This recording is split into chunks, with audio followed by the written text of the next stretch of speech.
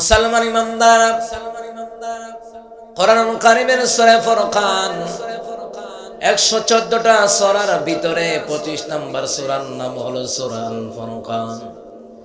সূরা আল ফুরকানের 80 নম্বর আয়াত থেকে 69 নম্বর আয়াত পর্যন্ত তিলাওয়াত করেছি। আমি তিলাওয়াত করে যেই সওয়াব পেয়েছি, আপনারা শ্রবণ করার কারণে আপনাদের আমল নামায় ওই সওয়াবটুকু দিয়ে দিলেন কে? আর জোরে বলতে হবে কে? আল্লাহ সুবহানাহু ওয়া তাআলা সুন্দর করে কোরআনুল কারীমের মধ্যে জানায়া দিলেন, বিসমিল্লাহির রহমানির রহিম। আলহামদুলিল্লাহিল্লাযী খালাকাস সামাওয়াতি ওয়াল আরদা ওয়া জাআলা আয-যুলুমাতি ওয়ান নূর।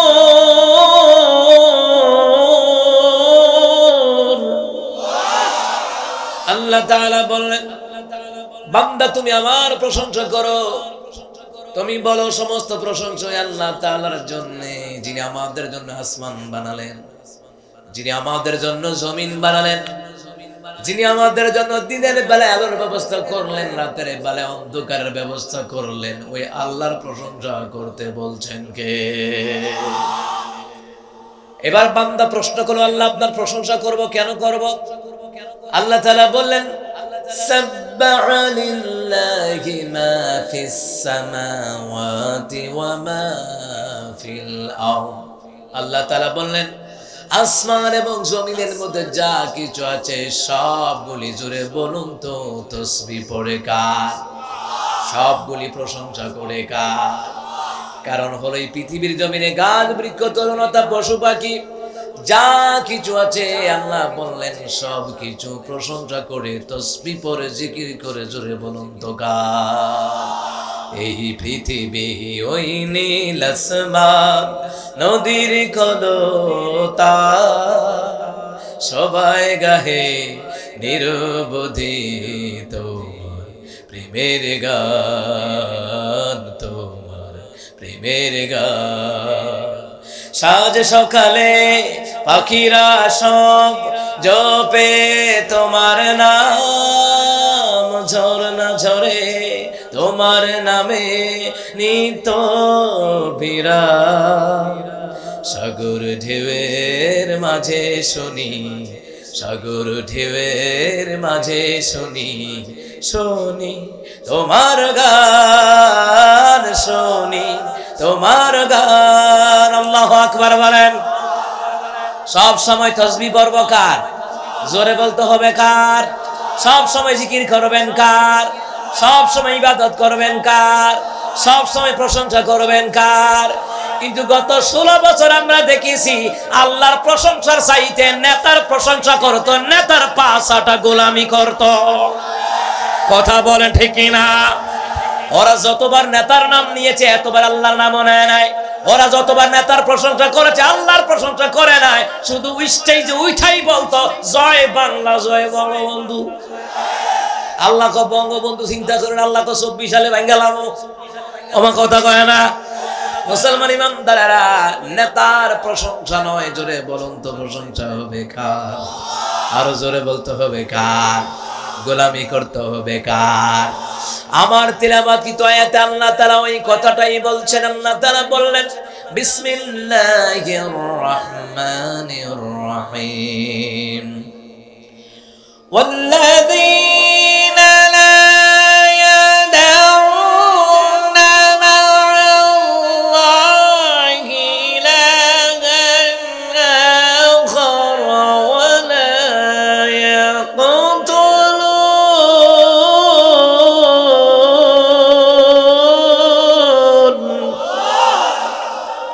ولا يقتلون النفس التي حرم الله ولا يقتلون النفس التي হারামাল্লাহু ইল্লা বিল হাক্কি ওয়া লা ইয়াজনুন।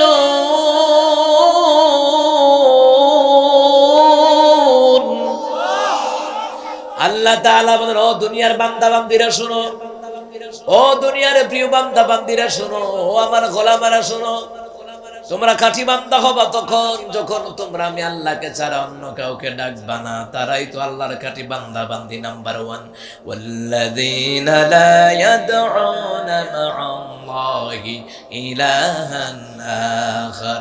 তারাই তো আল্লাহর খাঁটি বান্দা বান্দি হবে যারা আল্লাহর ছাড়া অন্য কাউকে ডাকবে না। ডাকা লাগবে কারে? জোরে বলেন, কারে ডাকা লাগবে? কেন ডাকা লাগবে আল্লাহরে? কারণ আল্লাহ হচ্ছে সর্ববিষয়ে ক্ষমতার অধিকারী। কথা কোন ঠিক কিনা? আল্লাহ তাআলা বললেন, ওয়ালিল্লাহি মুলকুস সামাওয়াতি ওয়াল আরদি ওয়াল্লাহু আলা কুল্লি শাইইন কাদির।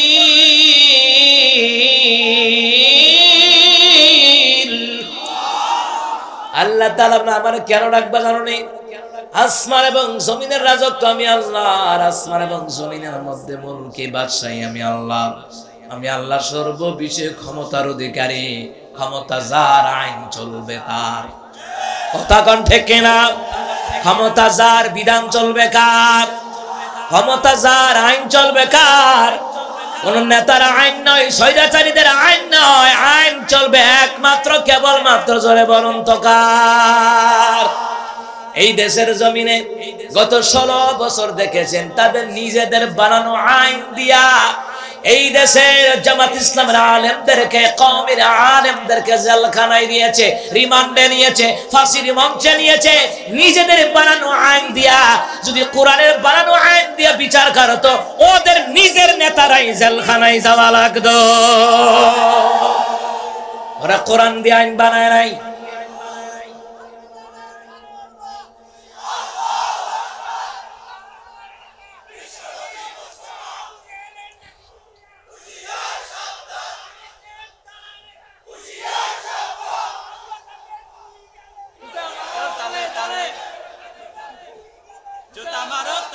পাগলাই তো গরম রে।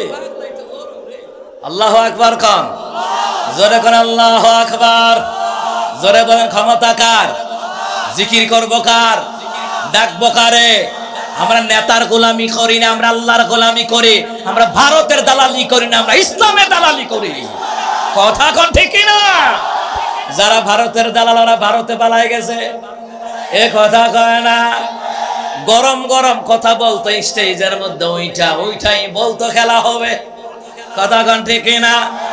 ওইটাই বলতো খেলা হবে। এখন কোথায় গেলা? খেলতে আসলা না। মুসলমান ইমানদাররা, ক্ষমতা চিরকাল থাকে না। আল্লাহু আলা কুল্লি শাইইন কাদির। আল্লাহ তাআলা সর্ববিষয়ে ক্ষমতার অধিকারী। ক্ষমতা কার? ওরা মনে করেছিল ক্ষমতা পাইয়া 2041 আল্লাহ কয়, যে আলামত শুরু করছো, যে আকাম কুকাম শুরু করছো, যে দুর্নীতি শুরু করছো, 41 সাল না 24 সালে আল্লাহ ডলা দিয়া দিছে। কথা কোন ঠিক না? ওরা চাইছিল 41 কাদের কামাই স্টেজে উঠাই কইতো খেলা হবে। কি হবে? এখন কয় যাদের হাতে ক্ষমতা ছিল না ওরা বাংলাদেশে আছে, আর যাদের হাতে ক্ষমতা ছিল ওরা দেশ ছাইরা বিদেশে পলায়ন করেছে। তাদের সাথে পুলিশ ছিল, র‍্যাব ছিল, বিমান বাহিনী, নৌবাহিনী, আনসার, ডিবি, এনএসআই, সীতা কুবরা যা আছে সব ছিল। থাকার পরও ভাগা লাগছে। আর যাদের হাতে ক্ষমতা ছিল না ওরা বাংলাদেশেই আছে। কথা কোন ঠিক কিনা? আল্লামা সাইয়্যিদ রাহিমাহুল্লাহ, আল্লাহ ওনাকে জান্নাতের উচ্চ মাকামের দরজা দান করুক, আমিন কম। উনি বলছিল সময় আসবে এমন মামুর বাড়ি দিল্লি গিয়া ভরবা। আসলে মামুর বাড়ি দিল্লি ও মুসলমান ইমানদারা যাবাই তো লাগছে। এই দেশ ছাড়া আর কোথাও যেতে পারে না। এরপরে ভারত থেকে উস্কায়া দেয় বাংলাদেশ নাকি দখল করবে। আয়া দখল কর্তা 16 কোটি জনগণ তোমাদেরকে শায়েস্তা করে ছেড়ে দিবে।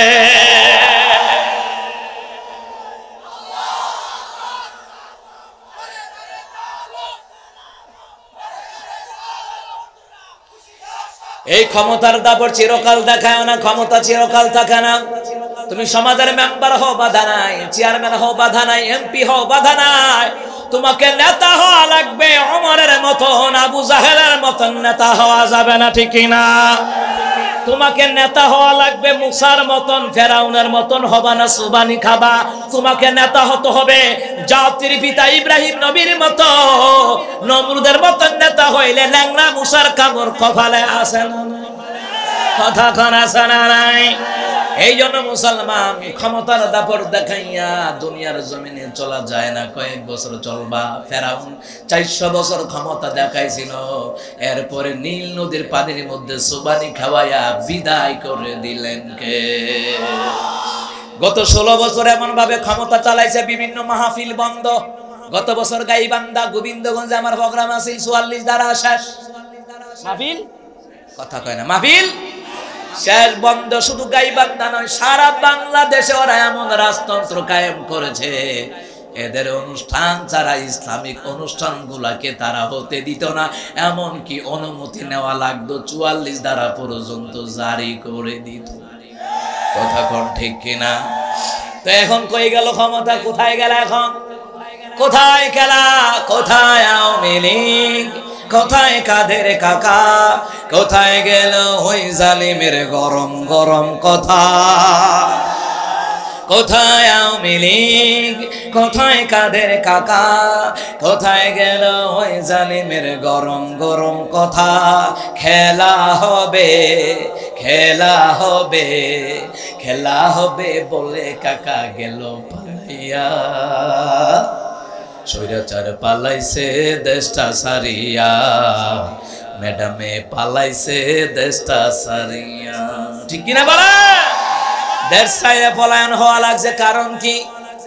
আলেমদের উপর যদি অত্যাচার না করতা ক্ষমতা থেকে নামা লাগতো না। অন্য দলের নেতা কর্মীদেরকে মিথ্যা হামলা মামলা যদি না দিতা ক্ষমতা থেকে যাওয়া লাগতো না।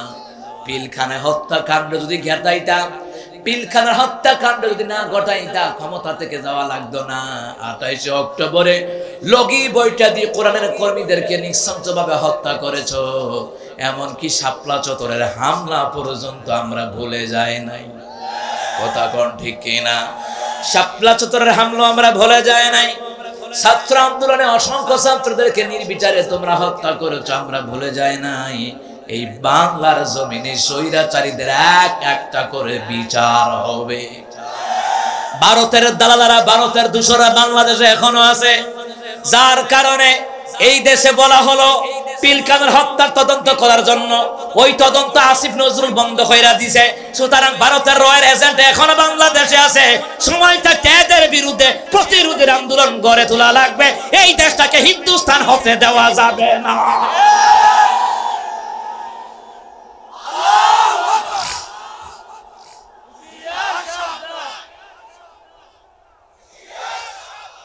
আমার বন্ধুরা, আমার বাবারা, চিন্তা করতে পারেন এই হত্যাকাণ্ড একটার পর একটা ঘটাইলো, আমরা ভুলে যাই নাই। কারণ দুনিয়ার জমিনে যারা অপরাধী একটা একটা করে তাদের বিচার, জোরে বলুন তো, দুনিয়ার জমিনে করবেন কে? জোরে বলেন কে? ওই আল্লাহ এখনো আছে না নাই? কারণ হলো মুসলমান ইমানদাররা ফেরাউন হত্যার রাজত্ব কায়েম করেছিল। গত 16 বছর আপনারা দেখেছেন হত্যার রাজত্বই তারা কায়েম করতে চেয়েছিল। ওরা চেয়েছিল 41, আল্লাহ কয় না 24 সালে ডলা দিস। 24 সালে আল্লাহ পতন করাইয়া দিল। কারণ 41 সাল হইতে হইতে এই দেশের একটা আলেম, প্রতিবাদী আলেমদেরকে সরকার কখনো জালেম শাসক বাঁচায়া রাখতো না, কথা কোন ঠিক কিনা?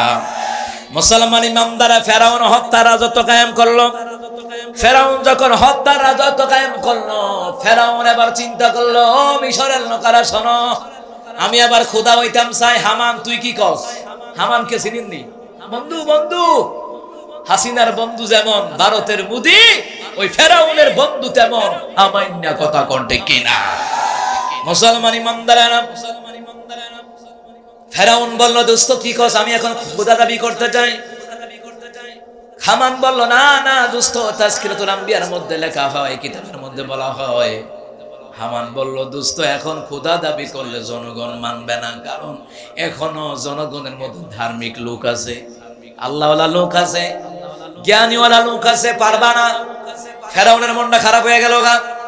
তখন এই হামান বলল, দোস্ত চিন্তা করিস না, খোদা হইতে পারবা, শর্ত একটা, মিশরের রাজ্যে স্কুল কলেজ ভার্সিটি সব ভেঙে মাটির সাথে মিশাইয়া দিবা, 24 বছর কমপক্ষে লেখাপড়া বন্ধ রাখবা, 2 যুগ লেখাপড়া বন্ধ রাখবা। 2 যুগ লেখাপড়া বন্ধ রাখলে লাভ হইব কি জানো নি? 2 যুগের মধ্যে যেই বাচ্চাগুলি জন্ম হবে হইব মূর্খ, এর মধ্যে যদি বয়স্ক আছে যায় ভোগা মইরা, এর মধ্যে কিছু আছে আপনার ক্ষমতার কারণে ডরে ভয়ে কথা বলবে না। হামান্দ এই কথা বলার পরে মুসলমান ইমানদারেরা, ফেরাউন খুশি হয়ে গেল গা। দোস্ত তুই এমন বুদ্ধি দিলি রে দোস্ত, আর কইজা খুশি হয়ে গেছে গা। দোস্ত এবার খিতা চাষ করে, আমি যেটা চাষ সেটা দিমু। কথা কয় না, কথা কয় না। মুসলমান ইমানদারেরা এই কথা বলার পরে ফেরাউন খুশি হয়ে গেল গা। মুদিও বুদ্ধি দিছে গত 16টা বছর। ও হাসিনা, চিরকাল ক্ষমতায় থাকতে চাইলে আলেম ওলামারে মাইরা লাও, জামাতের আলেমদেরকে মাইরা লাও, বিএনপি নেতা কর্মীদেরকে মাইরা লাও, তাহলে তুমি চিরকাল ক্ষমতায় থাকতে পারবা। তখন তো হাসিনা খুশি হয়ে গেল গা। খুশি হইয়া হইয়া প্রতি বছর বছর মুদি ইলিশ মাছ চাইছে, আর ভৈরা ভৈরা ইলিশ মাছ মুদিরে খাওয়াইছে। কথা কন ঠিক না? কেমন ইলিশ মাছ খাইছে, খাইয়া এখন বাংলাদেশের বিরুদ্ধে কথা কয়। কথা কয় না, কথা কয় না, কথা কয় না। ও মুসলমান ইমানদারেরা ভালো করে কান লাগান। ফেরাউন খুশি হইয়া কয়, হামান কি চাস, তুই যা যা চাস তা তাই দেব। হামান কয়, দোস্ত তুই যে আগের পুষ্টে আসিলি ওই পুষ্টে আমারে দিস, ওই পুষ্টে আমারে দিস। ফেরাউন কয় মঞ্জুর হইয়া গেল। মুসলমান ইমানদারেরা আবার ফেরাউন 400 বছর ক্ষমতা রাজত্ব করেছে, এরপরে একদিনের জন্য ফেরাউন অসুস্থ হয় নাই। কি বুঝলেন? ফেরাউন না, কিছু মানুষের আচরণ দেখলে মানুষের ভেবে নিতে তো শুধু ফেরাউনের মতো কথার কথার মানুষে বলে, কিন্তু মুসলমান এই ফেরাউন রাজ্যের সবাইকে বললো, শোনে নাও, আমাকে রব বলে স্বীকার, আমাকে খুদা বলে স্বীকার করো।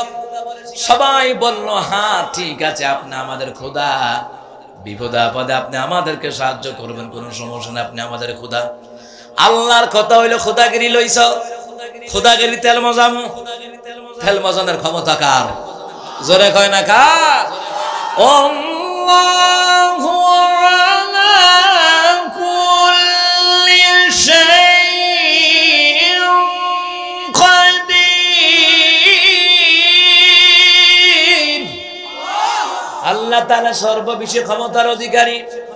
সবাই বলল, আপনি আমাদের খোদা। যার যার বাড়িতে চলে গেল। আল্লাহ রাব্বুল আলামিন নীল নদকে হুকুম দিল, নীল নদের পানি শুকিয়ে যাও। নীল নদের পানি মুহূর্তের মধ্যে শুকায়া দিলেন কে? কারণ আল্লাহ যেটা কয় এটা হয়ে যায়। কথা কোন ঠিক কিনা? ইন্নামা আমরুহু ইযা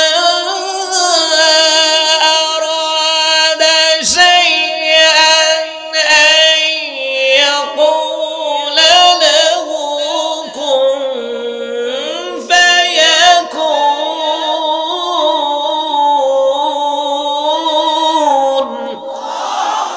আল্লাহ তাআলা বলেন, আমি যখন কোনো কিছু করার ইচ্ছা করি, সংকল্প করি, আল কসদ ওয়াল ইরাদা, আমি যখন কোনো কিছু ইচ্ছা করি, সংকল্প করি, আমার আল্লাহ বলেন কুন হয়ে যাও, ফায়াকুন, অতঃপর তা হয়ে যায়। তা হতে মুহূর্তের মধ্যে হয়ে যায়।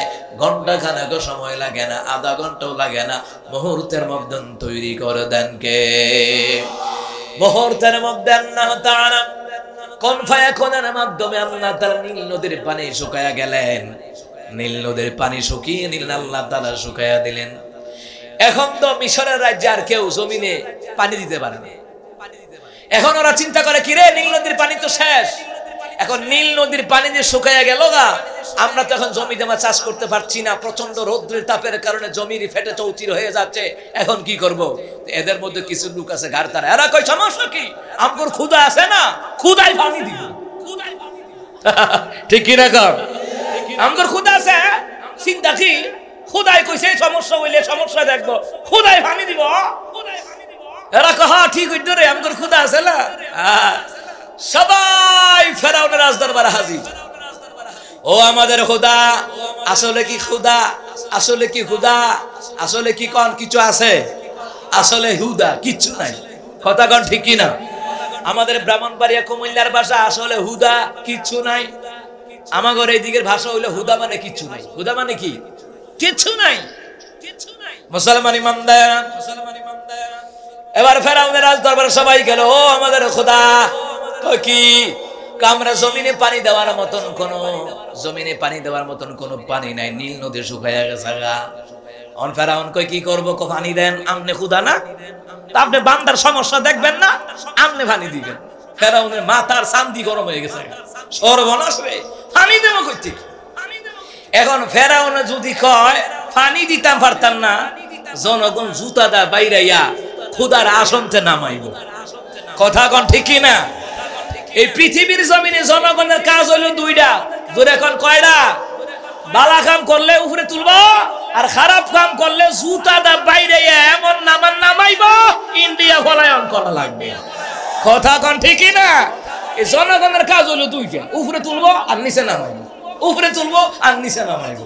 ফেরাউন কয় যদি এখন আমি কি পানি দিতে কেমন, তা তো জুতা দা বাইরাইয়া খুদাগিরিতে নামাইব, খুদাগিরি বাতিল করে দিব। এখন কি করার? কয় তোমরা চিন্তা করো না, যার যার বাড়ির যাওগা, পানির ব্যবস্থা করতেছি। তারা তো অন্ধ বক্তারা কয় ঠিক আছে, আমগর খুদা পানি টানি দিব, সমস্যা নাই, যার যার বাড়ির গেছে।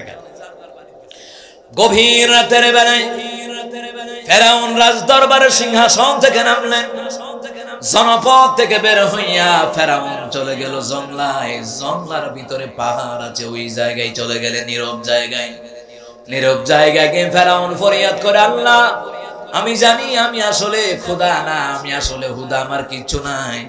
আয় আল্লাহ তাআলা, জনগণ জানে আমি খোদা, জনগণ জানে আমি তাদের সমস্যা সমাধান করব। আয় আল্লাহ তাআলা, আমি চাই আপনি নীল নদীর পানিটা পুনরায় দিয়ে দেন, যেন এরা বুঝে পানি আমি দিছি। বুঝেন নাই কথাটা? যেন ওরা বুঝে পানি আমি দিছি। আল্লাহ আপনি এই কাজটা কইরা দেন, নাইলে আমার খুদাগিরি থাকতো না। আল্লাহ তাআলা আপনি দেন। বারবার কাকুতি মিনতি করে দোয়া করলেন। তাযকিরাতুল আউলিয়ার কিতাবের মধ্যে, কাসাসুল আম্বিয়ার কিতাবের মধ্যে, তাযকিরাতুল আম্বিয়ার কিতাবের মধ্যে বলা হয় ফেরাউন এমন ভাবে কান্নাকাটি করতো, আল্লাহর বড় মায়া লেগে গেছে গা। আল্লাহর মায়া লেগে গেল। আনা ইনদাল মুনকাসিরাতি কুলুবুকুম, ভগ্ন হৃদয় অন্তর যাদের জর্জিত, আল্লাহ পাকের একটা দয়ার সমুদ্র আছে, প্লাবন শুরু হয়ে যায়। আল্লাহ তাআলা তার দোয়াটাকে কবুল করে নাই। কিন্তু ফেরাউনের এখনো আরেকটা কথা আছে, আরেকটা কথা হলো, আল্লাহ দুনিয়ার খোদাগিরি আমারে দিয়া দেন, দুনিয়াতে আমার কথাই যেন নীল নদীর মধ্যে জোয়ার বাটা পানি হয়। আল্লাহ তাআলা এরপর আপনি যা মন চায় আপনি আমারে তা কইরেন। দেখেন কইলাম, নিজের বিপদ নিজে ডাইকা আনছে। এখন আল্লাহ আমার কথা মতো নীল নদীর পানি না দিয়া দেন, এরপর আপনি আমার যা মন চায় তা কইরেন, যা মন চায় তা করেন। এমনি আল্লাহ তাআলা জিবরাইলকে পাঠালেন, ও জিবরাইল যাও, মানুষের বেশ ধরে যাও, একটা বিচার চাইতে যাইবা। জিবরাইল আসলেন। জিবরাইল আসিয়া কয়, খোদা ফেরাউন দেখে কিতারে এই নির্জন জঙ্গলের মধ্যে তুমি কেডা? আমি একজন পথিক আর কি, বিপদের মধ্যে আছি। কয় কি বিপদ? বিপদ হইলো একটা বিচারের জন্য আপনার কাছে আইছি। কয় কি বিচার? তাড়াতাড়ি কও। তো তাড়াতাড়ি বিচার হইলো আপনি একটা বিচার কইরা দেন, যে তার মনিবের হুকুম অমান্য করবে, যে তার মনিবের সাথে গাদ্দারি করবে, তারে কি করা উচিত, এটার বিচারটা কি হইব আপনি কইরা দেন। ফেরাউন কই কি করবি আর নীল নদীর পানিতে চুবাইয়া মারবি? কি করবি আর নীল নদীর পানিতে চুবাইয়া মারবি? কো বাদশা হুদা আপনি এটা কইয়া দিবেন, আচ্ছা এই কাগজটার মধ্যে আপনি সিগনেচার দিয়ে দেন। একবারে ইচ্ছা মতে ভালো করে সিগনেচার দিয়েছে। ইতি ফেরাউন, ইতি কেডা? কথা কয় না কেডা? বাংলাদেশে ফেরাউনের উত্তরসূরি আছে না? কথা কয় না আছে না? নাই, যুগে যুগে ফেরাউন থাকবে। মুসলমান ইমানদার সময় আসবে, তাদের স্বৈরাচারগিরি থাকবে না, তাদের অবৈধ ক্ষমতার দাপট থাকবে না। কারণ পৃথিবীর জমিনে সবচেয়ে সর্ববিষয়ে ক্ষমতার মালিক একজন, জোরে বলুন তো তিনি কে? আমার বন্ধুরা, আমার বাবারা, এই পৃথিবীর জমিনে ফেরাউন রাজতন্ত্র কায়েম করেছে, নমরুদ কায়েম করেছে অবৈধভাবে, কিন্তু চিরকাল ক্ষমতায় থাকতে পারে নাই। ক্ষমতা থেকে নিশ্চিহ্ন করে দিয়েছেন তিনি একজনকে।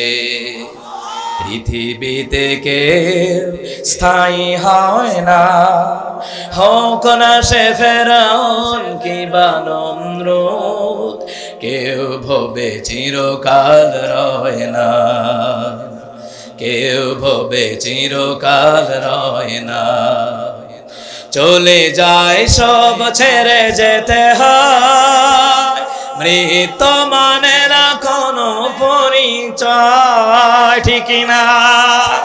চলে যায় সব ছেড়ে যেতে হয়, মৃত্যু মানে না কোনো পরিচয়। সব রাজা মহারাজা আর মহাবীর, সব রাজা মহারাজা আর মহাবীর, কাউকে সে অবকাশ দেয় না। পৃথিবীতে কেউ স্থায়ী হয় না, হোক না সে ফেরাউন কিংবা নমরুদ, কেউ ভবে চিরকাল রয় না, কেউ ভবে চিরকাল রয় না, ঠিক কিনা বলেন?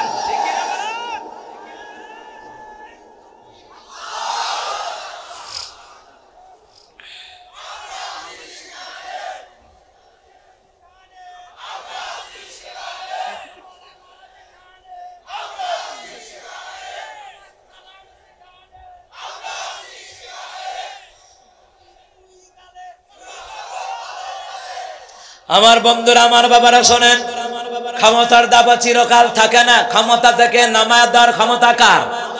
জোরে আওয়াজ দিয়ে বলেন কার? ডান পাশে বলেন কার? জোরে কয় না কার? ফেরাউন কি বললো? বলে দিল যে তার মনিবের হুকুম অমান্য করবে, যে মনিবের সাথে গাদ্দারি করবে, তাদের নীল নদীর মধ্যে কি করা উচিত? সুবায়া মারা উচিত। জিবরাইল কোন লেখা দেন, কিন্তু এটা যে জিবরাইল, ফেরাউন কিন্তু জানে না, কারণ মানব রূপে জিবরাইলকে পাঠিয়েছেন তিনি একজনকে। চলে গেলেন। এইদিকে ফেরাউন আসলো রাজদরবারে। আসার পরে রাজদরবারে হাজার হাজার লোক ভিড় জমালো। বলল খোদা, আসলে তো আপনি আমাদের খোদা, পানি তো ঠিকই নীল নদীর মধ্যে আইছে, পানি আইছে। খুশি, সবাই খুশি। আসলে পানি দিয়েছেন কে? আল্লাহ কয় খুদাগিরি দেবো, তেল মজাবো। তেল মজাইবেন কে? খুদাগিরি চাইছ?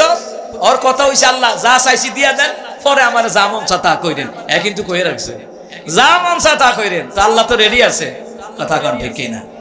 এই পৃথিবীর জমিনে বান্দা বান্দি যা কিছু করেছে, স্বৈরাচারীরা কি করেছে না না করেছে, জানেন কে? কোন কোন জানেন কে? আমার বন্ধুরা, আমার বাবারা, ওই ফেরাউনের রাজদরবারে মুসা কালিমুল্লাহ পর্যন্ত দাওয়াত নিয়ে যেত। মুসা কালিমুল্লাহকে দাওয়াত দিয়ে মুসা কালিমুল্লাহকে ফেরাউনের রাজদরবারে পাঠিয়েছেন কে? গিয়ে সতর্ক করালো, আল্লাহর ইবাদতের কথা বললো, শিরিক করবা না, কুফর করবা না, মানুষত্ব করবা না, আল্লাহর গোলামি করবা, আল্লাহরে ডাকবা।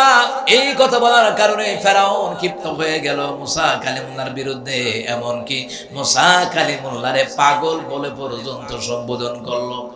তাফসীর ইবনে কাসিরের মধ্যে বলা হয়, ওই ফেরাউন বলল, তুমি তো আসলে একটা জাদুঘর, তুমি তো আসলে একটা পাগল, তুমি আসলে একটা উন্মাদ। আসলে বাংলাদেশের জমিনে আমরা দেখেছি যারা কোরআন হাদিস থেকে হক কথা কয়, তাদেরকে রাজাকার, মৌলবাদ, জঙ্গি পর্যন্ত ট্যাগ লাগায়া দেয়। কথা কোন ঠিক কিনা? এটা নতুন ইতিহাস নয়, এটা পুরান ইতিহাস।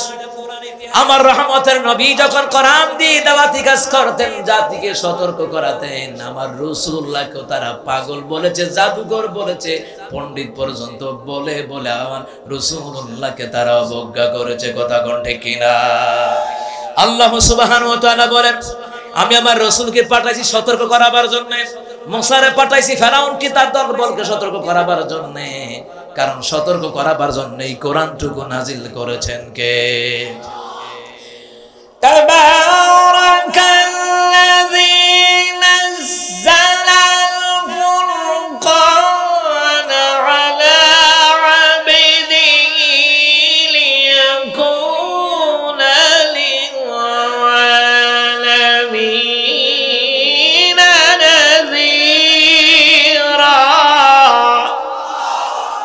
তাআলা বরকতময় তিনি, যিনি তাহার বান্দা মুহাম্মদুর রাসূলুল্লাহ সাল্লাল্লাহু আলাইহি সাল্লামের উপর ফুরকান তথা কোরআন নাযিল করলেন, যাতে করে গোটা বিশ্ববাসীকে সতর্ক করাইতে পারেন। এই জন্য কোরআনুল কারীমটাকে ফুরকান নামক গ্রন্থটাকে নাযিল করেছেন কে?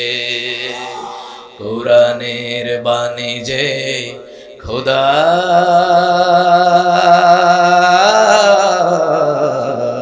আমাকে করেছে ব্যাকুল, আমাকে করেছে ব্যাকুল, তাই তো এমন ওতরে ওঠে প্রাণ আমার হয় যে আকুল, আমাকে করেছে ব্যাকুল, আমাকে করেছে ব্যাকুল। আমিন কোন? আমার বন্ধুরা, আমার বাবারা, ওই ফেরাউন পর্যন্ত মুসার বিরুদ্ধে খেপে গেল, পাগল বলল, উন্মাদ বলল। মুসলমান ইমানদারেরা, ওই শুধু ফেরাউন নয়, আবু জাহাল বলেছিল, সাইবা উতবা ওয়ালিদ মুগীরাও বলেছিল, আমার রাসূলকে পাগল বলেছে, জাদুকর বলেছে, পণ্ডিত বলেছে। আজও আখিরি জামানা নবীর উম্মতরা যারা দিনের দাঁড়ি, তারাও তো সেই গালিগুলি শুনে, যদিও শব্দটা ভিন্ন। হক কথা বলার কারণে মৌলবাদ বলে, রাজাকার বলে, জঙ্গি বলে বলে অপবাদ দিয়েছে গত 16টা বছর। কথা কোন ঠিক না?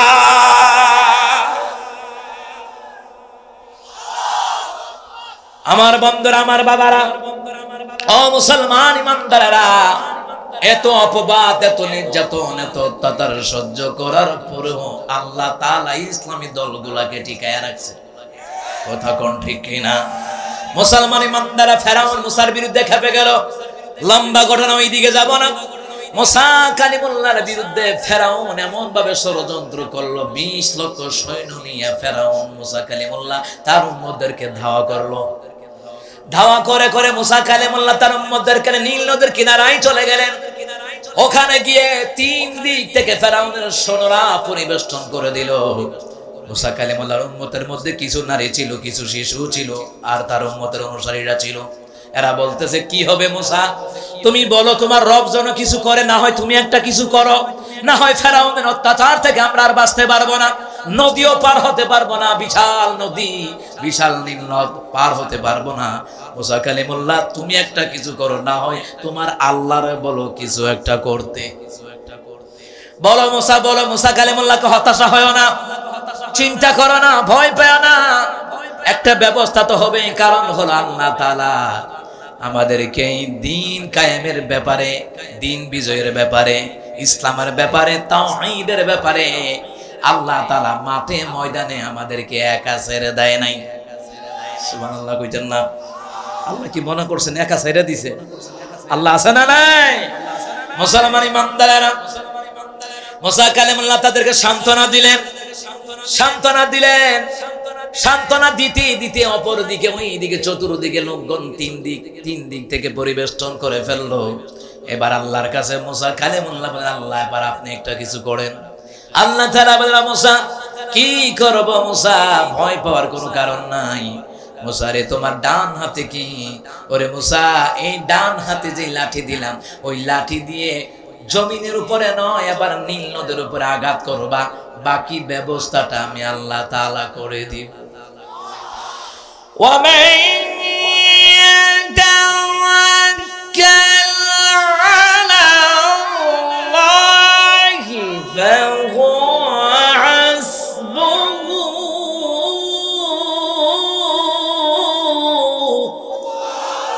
আল্লাহ তাআলা বলেন, যেই বান্দা তার যাবতীয় কাজ কর্মগুলি আল্লাহর উপর ন্যস্ত করে দেয়, আল্লাহর উপর তাওয়াক্কুল করে, আল্লাহ তাআলা তার কাজ কর্মগুলি কল্যাণময় করার জন্য, জোরে বলুন তো, যথেষ্ট কে? যে বান্দা তার জীবনের কাজ কর্মগুলি যদি আল্লাহর উপরে ন্যস্ত করে দেয়, তার সমস্ত কাজ কর্মগুলি কল্যাণময় করার জন্য একমাত্র কেবলমাত্র যথেষ্ট হচ্ছেন আমার আল্লাহ। সুবহানাল্লাহ বলবেন না? এই জন্য বিপদে আপদে মুসিবতে কার উপরে ন্যস্ত করবেন? জোরে বলেন, কার উপরে? আমার আম্মাজিরা পর্দার আড়ালে আছে, বিপদে আপদে মুসিবতে স্বামী সংসার করতে গেলে বিপদ আসবে, মুসিবত আসবে, কখনো শান্তি, কখনো অশান্তি, কখনো সুখ, কখনো দুঃখ। এইগুলি মিলাইয়া যদি আল্লাহর বিধান নবীর তরিকার উপরে চলতে পারেন, ফাতেমার সাথে আল্লাহ তাআলা আপনাকে জান্নাতে দেখা করাইয়া দিবে। এই জন্য সব কিছুর ব্যাপারে ক্ষমতাবান কে? জোরে কোন কে? আমার ভাইরা, ও আমার মুসলমান বাবারা, সুন্দর করে শুনেন। মুসা কালিমুল্লাহ আল্লাহর কাছে দোয়া করলেন, আল্লাহ তাআলা বলেন মুসা আঘাত করো। হাতের লাঠি দিয়ে আঘাত করলেন। এই মুসার হাতের লাঠি এমন মুজিজা, বিশাল অজগর সাপ বানায়া দেয় কে? এই লাঠি কার? কথা হয় না কার? এই লাঠিটা আল্লাহর, ঠিকই কইছেন। এই লাঠিটা মুসা কালিমুল্লাহর না, এই লাঠি ছিল জান্নাতুল ফেরদাউসে। বাবা আদম বয়স্ক হওয়ার পর আল্লাহ আদমরে দিয়েছেন এই লাঠি। আদম আলাইহিস সালামের কাছ থেকে ক্রমে ক্রমে ইয়াকুব আলাইহিস সালাম পর্যন্ত আইছে। ইউসুফ আলাইহিস সালামের আব্বারে ওই লাঠি দিয়েছিলেন। ওই লাঠি ক্রমে ক্রমে মুসা কালিমুল্লাহর পর্যন্ত আসছে। আসার পরে আল্লাহ লাঠি দিলেন। লাঠির মধ্যে একটা মর্যাদা দিলেন, ও মুসা, আমি আল্লাহর হুকুমে হুকুম করবা, এই লাঠি জমিনে ছেড়ে দিবা, অজগর সাপ হয়ে যাবে। এমন সাপ হয়ে গেল, কাসাসুল আম্বিয়ার কিতাবের মধ্যে লেখে ওই অজগর সাপটা এত বড় হয়ে যেত হাতির চাইতে আরো মোটা। সুবহানাল্লাহ কয় না? আবার জোরে করে আল্লাহু আকবার। এই সাপ যতই নড়াচড়া করে ততই বড় হয়। মুসা কালিমুল্লাহর হাতের লাঠি নামক যে মুজিজা নামক যে সাপ, ওইটা যতই নড়াচড়া করে ততই বড় হয়। এইভাবে করে করে এটা এত বড় হয়েছে। আপনারা হাতি দেখেছেন, 4 পা বিশিষ্ট হাতিটা দেখতে কত বড়। আর মুসা কালিমুল্লাহর হাতের লাঠি অজগর সাপ হয়ে যেত। একটা পা, 2টা পা নয়, 72 খানা পা পর্যন্ত বের হয়ে যেত। বিশাল বড় অজগর সাপ, একটা থুতনি জমিনে আর একটা আসমানে। এমনকি কিতাবে লেখে 60,000 জাদুকরদের জাদু পর্যন্ত মুসা কালিমুল্লাহর হাতের লাঠি নামক অজগর সাপ মুহূর্তের মধ্যে গিলে ফেলেছে। ওই জাদুকররা পর্যন্ত কালিমা পড়ে মুসলমান হয়ে গিয়েছিল। সুবহানাল্লাহ বলবেন না? ওই দিকে লম্বা ইতিহাস মুসলমানেরা। মুসা কালিমুল্লাহ লাঠি দিয়ে জমিনে আঘাত করলেন, লম্বা ঘটনা। সাথে সাথে নীল নদের উপর দিয়ে একটা নয়, 2টা নয়, 12টি রাস্তা বানায়া দিলেন কে?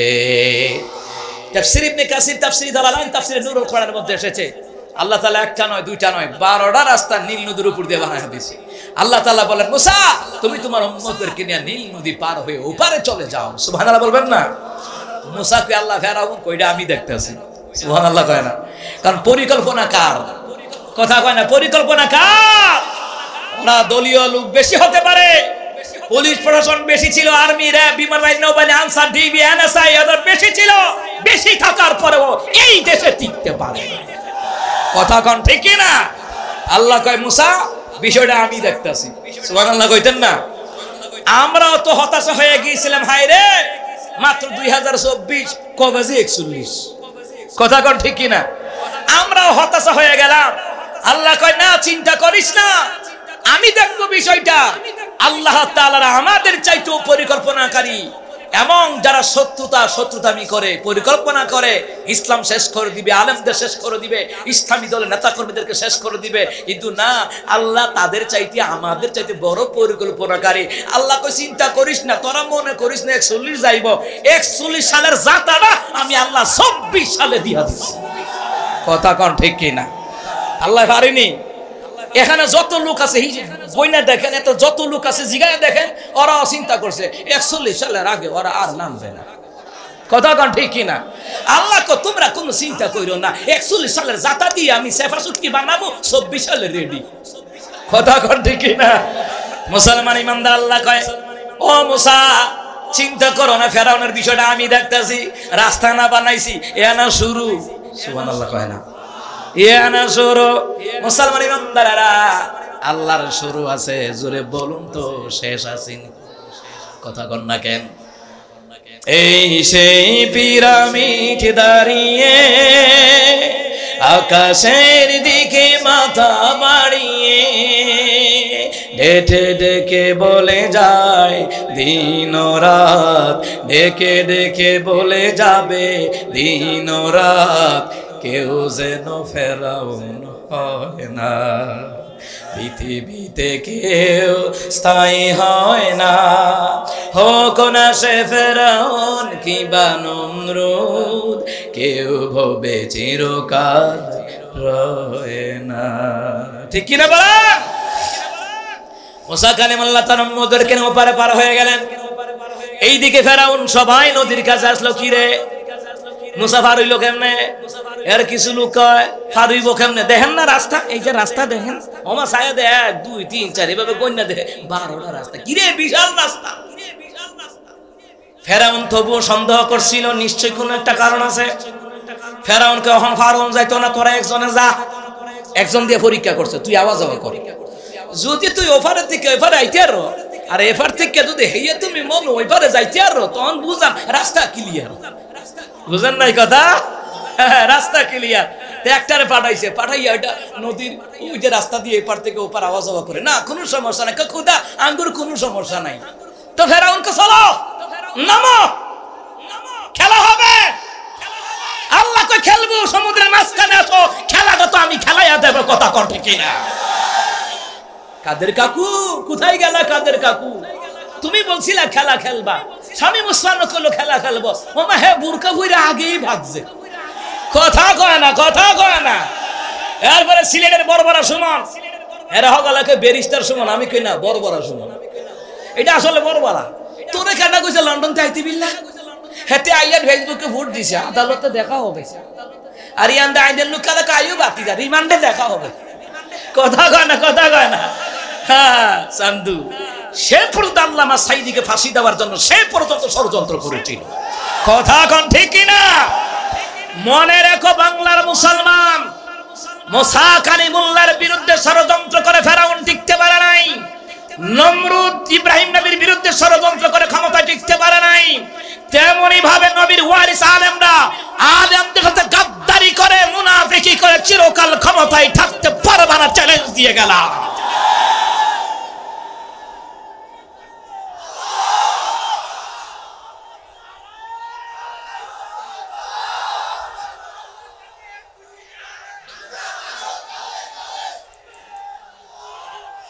আমার বন্ধুরা, আমার বাবারা শোনেন, মুসলমান ইমানদারেরা, নবীদের বিরুদ্ধে কি অবস্থান নিয়ে কেউ ক্ষমতায় চিরকাল থাকতে পারে নাই। নবীর ওয়ারিস হইল উলামায়ে কেরাম।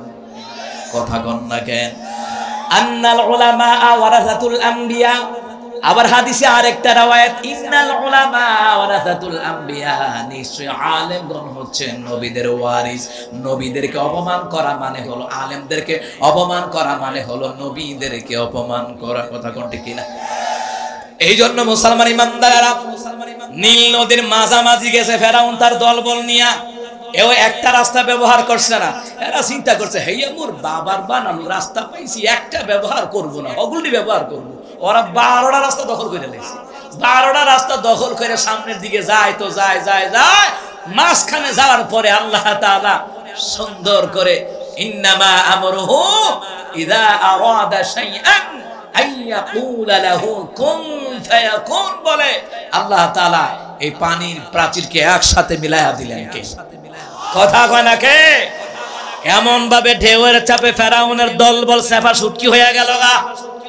আর ফেরাউন সুবানি খায়া উড়ে, সুবানি খায়া উড়ে আর কয় আমি ঈমান আনলাম ওই নবীর প্রতি, যেই নবীর প্রতি বনে ইসরায়েলের ঈমান আনছে, আমি ঈমান আনলাম ওই আল্লাহর প্রতি, যে আল্লাহর প্রতি বনে ইসরায়েলেরা ঈমান আনছে। ঘুরাইয়া কয় তো, ডাইরেক্ট কয় না, বুঝেন না? সুবানি তো খায় খায়, এরপর ঘুরাইয়া কয়, ঘুরাইয়া কয় যে মুসা আমি ঈমান আনলাম ওই রবের প্রতি, মুসা কালিমুল্লাহ এবং তার বনি ইসরায়েলেরা যেই রবের প্রতি ঈমান আনছে তার প্রতি ঈমান আনলাম। আল্লাহ কয় আল্লাহ এতক্ষণ জাতা খাইয়া, কথা কয় না, কি খাইয়া?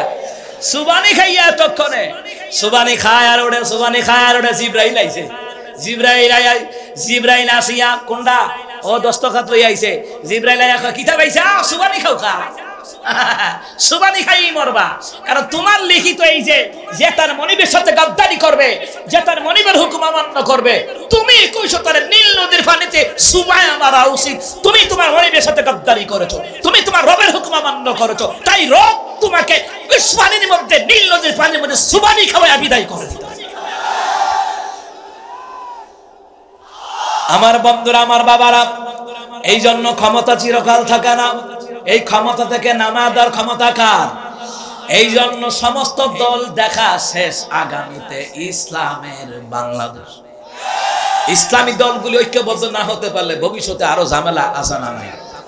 কারণ হচ্ছে birds of the same feather flock together, চুরে চুরে মাস্ততো ভাই, আমরা এই কথা ভুলে যাই নাই। কথা কোন ঠিক কি না? কারণ হলো এখন ইসলামী দলগুলো আমাদের ঐক্য হওয়ার দরকার। সমস্ত দল ঐক্যবদ্ধ হয়ে দেশ রক্ষায়, ইসলাম রক্ষায়, একামত দ্বীনের রক্ষায়, দাওয়াতি তাবলীগ কাজের রক্ষায় আমাদেরকে ঐক্য হওয়া লাগবে। দ্বীন কায়েমের ব্যাপারে, দেশ রক্ষার ব্যাপারে ঐক্যের কোনো বিকল্প নাই। কথা কোন ঠিক কি না? আমার বন্ধুরা, আমার বাবারা, এই জন্য আমি বলেছিলাম, কারণ হলো সমস্ত বিষয়ে ক্ষমতা যার, আইন চলবে। কিন্তু যেই কোন দল ক্ষমতায় আসার আগে কয় মদিনা সনদে রাষ্ট্র চালাবো, ওরে বাবা, ক্ষমতায় যাওয়ার পরে আবু জাহিলের সনদে রাষ্ট্র চালায়। কিন্তু আমার আগে হুজুর গুলো আর কি করে, আমার আগে মাথায় পট্টি বাঁধে, তসবি ভরে, উমরা করতে যায়, মমতাজের মতন সিয়াসি তাহাদিস মুস্ত করে লাগে। কথা কয় না? আর তসবিহ ভরে সুবহানাল্লাহ সুবহানাল্লাহ, হুজুর মাইরা থাকুন, হুজুর মাইরালাম, হুজুর মাইরালাম, সুবহানাল্লাহ সুবহানাল্লাহ, জামাতের মারাম, জামাতের মারাম, সুবহানাল্লাহ সুবহানাল্লাহ, বিনপিরে মারাম, বিনপিরে মারাম, সুবহানাল্লাহ সুবহানাল্লাহ সুবহানাল্লাহ, ফাঁসিতে নিয়ে, ফাঁসিতে নিয়ে। ও পাট ফাররে, মুখে একটা, অন্তরে আরেকটা। ওরা যদি সত্যিকারী অর্থে মদিনা সনদে রাষ্ট্র চালাইতো, তাহলে জেনে রাখবেন কোন আলেম বিনা কারণে জেলখানায় এত বছর থাকতো না। ওরা যদি সত্যিকারী অর্থে মদিনা সনদে রাষ্ট্র চালাইতো, ভারতের কথায় আল্লামা সাইদিকে ওরা খুন করতো না। উনি অসুস্থ হয়ে মারা যায় নাই, পয়জনিং দিয়ে মারা হয়েছে। এটা গোটা বিশ্বের মুসলমানেরা, হিন্দুরাও জানে, খ্রিস্টানরাও জানে। আমার বন্ধুরা, আমার বাবারা, কথা বলতে দেন, সময় কম। মুসলমান ইমানদার, কারণ আমাদের যে এমপি পদপ্রার্থী তিনিও চলে আইছেন, ওনারও তো একটা সময়ের দরকার। মেহমানকে ইজ্জত করা লাগবে। সুবহানাল্লাহ। আপনাদের এলাকায় এই যে আজকের এই বিশাল তাফসীর মাহফিল উপলক্ষে অনেকের বাড়িতে কিন্তু মেহমান এসেছে। কথা কন না কেন? রহমতুন নবী কি বললেন? নবী আলাইহিস সালাম বলেছেন, এক নাম্বার, যেই ঘরে মেহমান যায় আল্লাহর পক্ষ থেকে রিজিক নিয়ে যায়। দ্বিতীয় নাম্বার, যেই ঘরে মেহমান যায় ওই ঘরে অগণিত রহমত, বরকত আল্লাহ তাআলা, বরকত রহমত আল্লাহ তাআলা নিজেই দান করে দেন। সুবহানাল্লাহ বলবেন না? এই জন্য মেহমানকে কদর করতে হবে, সম্মানী ব্যক্তিকে সম্মান করতে হবে। রিয়াদুস সালিহিন 3য় খণ্ড, বুখারী মুসলিমের হাদিস, নবী আলাইহিস সালাম বলেছেন, যারা সম্মানী ব্যক্তিকে সম্মান দেয় না আর ছোটদেরকে আদর করে না, রাসূল বলেছেন এরা আমার উম্মতের দলের তালিকায় থাকবে না। এই জন্য ওটাও কদর করতে হবে। কথা কোন ঠিক কি না? তাহলে আমার বন্ধুরা, ক্ষমতা যার, আইন চলবে। ক্ষমতা যার, জিকির করব কার? ওই আমার আয়াতের তাফসীরের ব্যাখ্যা, ওয়াল্লাযীনা লা ইয়াদউনা মা'আল্লাহি ইলাহান আখার। তোমরা তাও তখনই আল্লাহর খাঁটি বান্দা বান্দি হবা যদি আমি আল্লাহর ছাড়া অন্য কাউকে ডাকবা না, আমি আল্লাহর গোলামি ছাড়া কারো গোলামি করবা না, আমি আল্লাহর জিকির ছাড়া কারো জিকির করবা না, আমি আল্লাহর দাসত্ব ছাড়া কারো দাসত্ব করবা না, আমি আল্লাহকে ছাড়া অন্য কাউকে সেজদা দেওয়া যাবে না। জোরে বলুন তো, সেজদা পাওয়ার মালিক কে? এইবারে আয়াতে বলা হলো আল্লাহকে ছাড়া কাউরে ডাকা যাবে না। এইবার বান্দা বলল, আল্লাহ আপনারে ছাড়া কাউরে ডাকা যাবে না, বুঝলাম, কিন্তু আপনারে ডাকবো কি করে ওইটা একটু আমাদেরকে বাতলাইয়া দেন, আমাদেরকে বলে দেন। আপনারা তো ডাকবো ঠিক আছে, কেমনে ডাকবো? এবার আল্লাহ তাআলা সুন্দর করে জানায়া দিলেন কোরআন কারীমের মধ্যে, সূরা আলে ইমরানের মধ্যে আল্লাহ তাআলা বললেন, আল্লাযীনা ইয়াযকুরুনাল্লাহা কিয়ামান ওয়া কুউদান ওয়া আলা জুনুবিহিম ওয়া ইয়াতাফাক্কারুন।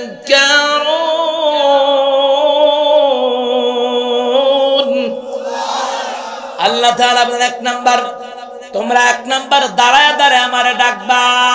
সুবহানাল্লাহ কয় না? দ্বিতীয় নাম্বার, বসে বসে আমাকে ডাকবা, আমার জিকির করবা। তৃতীয় নাম্বার, শুয়ে শুয়ে আমার জিকির করবা, আমাকে ডাকবা। সুবহানাল্লাহ বলবেন না? এখন দাঁড়ায় দাঁড়ায় জিকির কি রকম? তাহিরি মার্কা জিকির, মুর্শিদ আমার হুজুর সখী মহিমা জানে, গলার মালা লাগাইয়া আস্তে আস্তে টানে, আসেনি জিকিরে। চিন্তা করছেন নি কারবার? মুর্শিদ আমার হুজুর ইসা, নাউজুবিল্লাহ কইতেন না? চিন্তা করে, মুর্শিদ আমার হুজুর ইসা, বুঝছেন নি? আমাদের হেডের ভিতরে কিতা আছে? হুজুরি। কথা কয় না? কি আছে? আপনারা কি কন? ও আপনারা বুড়ি কন? ও আঙ্গুর ব্রাউন বাড়িয়ার ভাষা হইলো হুজুরি বাজুরি। হেডের ভিতরে জিতা আছে, কিতা এটা? হুজুরি। আপনারা কোন বুড়ি, আমরা কে হুজুরি বাসুরি। মুসলমান ইমানদাররা এরা কেমন ভণ্ড দেখেন, জিকিরের নামে ভণ্ডামি করে, এরা মুর্শিদের নামে গান গায়, অথচ আল্লাহ কয় ওয়াল্লাযীনা লা ইয়াদউনা মা'আল্লাহি ইলাহান আখার, আমি আল্লাহর ছাড়া অন্য কাউকে ডাকতে পারবা না। অথচ জিকিরের মাঝখানে বাবার নাম কয়, তালা বাবা, খেতা বাবা, জোট্টা বাবা, চালচুর বাবা।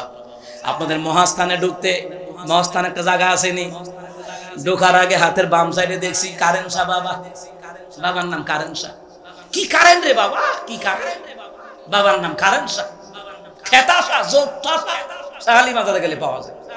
সুতরাং পীরের তরিকায় কোনো জিকির হয় না, খানকার তরিকায় কোনো জিকির হয় না, জিকির হয় আমার রাসূলুল্লাহর তরিকায়। কথা কর ঠিক কিনা? এখানে যেই দাঁড়ায়া জিকিরের কথা আমি বলেছি, এই জিকিরের তাফসীর, মূল তাফসীর হচ্ছে তাফসীর ইবনে কাসির, তাফসীর জালালাইন, তাফসীর বাইজাবি, তাফসীর কবির। একই riwayat এসেছে যে আযান দেওয়ার পরে যখন নামাজের জন্য দাঁড়িয়ে যায়, ওই দাঁড়ানোটা হলো জিকির, দাঁড়ায়া নামাজ পড়াটাই হলো আল্লাহ তাআলার জিকির। সুবহানাল্লাহ বলবেন না? তাহলে মুসলমান ইমানদাররা, এক নাম্বার জিকির হলো দাঁড়ায়া। কিভাবে? যখন আযান হয়ে যায় মসজিদের ভিতরে, যখন আযান হয়ে যায়, আযান দেওয়ার পরে যখন নামাজের জন্য দাঁড়িয়ে যায়, ওই দাঁড়ায়া নামাজ পড়াটাকে দাঁড়ায়া জিকির বলেছেন তিনি একজনকে। দ্বিতীয় নাম্বার হলো লোকটা এমন অসুস্থ হয়ে গেল, লোকটা দাঁড়ায়া নামাজ পড়তে পারছে না, লোকটা এমন অসুস্থ হয়ে গেল, লোকটা এবার বসে বসে নামাজ আদায় করে, এটার নাম হলো বসে বসে জিকির। এখন বসে বসে জিকির কোয়ানো, বসে বসে নামাজ যেটা পড়া হয় ফরজ নামাজ, এটা হলো বসে বসে জিকির। বসে বসে এই নয় যে আপনি চেয়ারে বইয়া নামাজ পড়বেন। কথা বল না, কে চেয়ার আছে না? চার ইমাম একমত, চেয়ারে বসে নামাজ আদায় হয় না। কারণ বসে নামাজ পড়বেন, হ্যাঁ ফ্লোরে বসে নামাজ পড়বেন, চেয়ারে নয়। কারণ চেয়ারে বসলে অহংকার প্রকাশ পায়, বিনয় প্রকাশ পায় না। নামাজ ছাড়া, এই যে আপনারা বসে আছেন নামাজ ছাড়া, হ্যাঁ এটা বসা যায়, কিন্তু নামাজের ক্ষেত্রে আপনি চেয়ারে বসবেন, ওটা ইখলাসী নামাজ হবে না।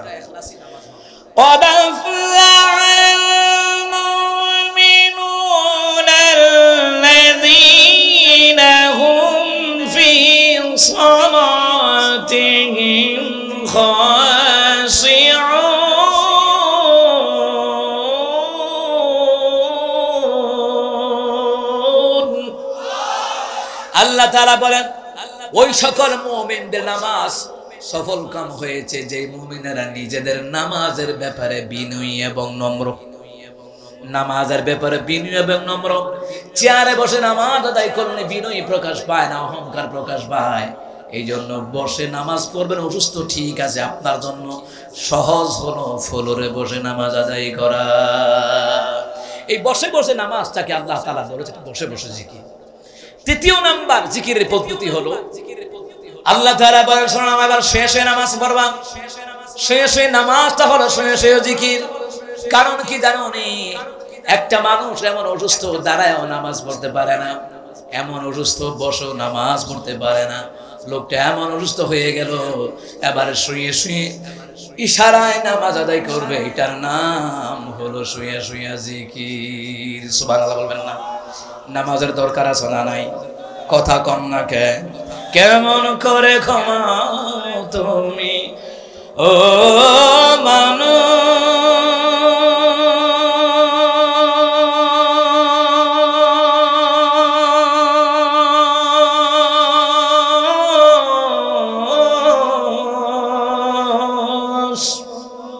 কেমন করে ক্ষমা তুমি, কেমন করে ক্ষমা তুমি ফজর করে কাজা, এমন তো হতে পারে জোহরে জানাজা তোমার, এমন তো হতে পারে জোহরে জানাজা। মুসলিম হয় না জন্ম নিলে মুসলমানের ঘরে, কাফের মুমিন তফাৎ হয় সালাতের উপরে। হে মানুষ, সালাতের উপরে। মুসলিম হয় না জন্ম নিলে মুসলমানের ঘরে, কাফের মুমিন তফাত হয় সালাতের উপরে, হে মুমিন সালাতের উপরে। এই জীবনে নামাজ যেন ও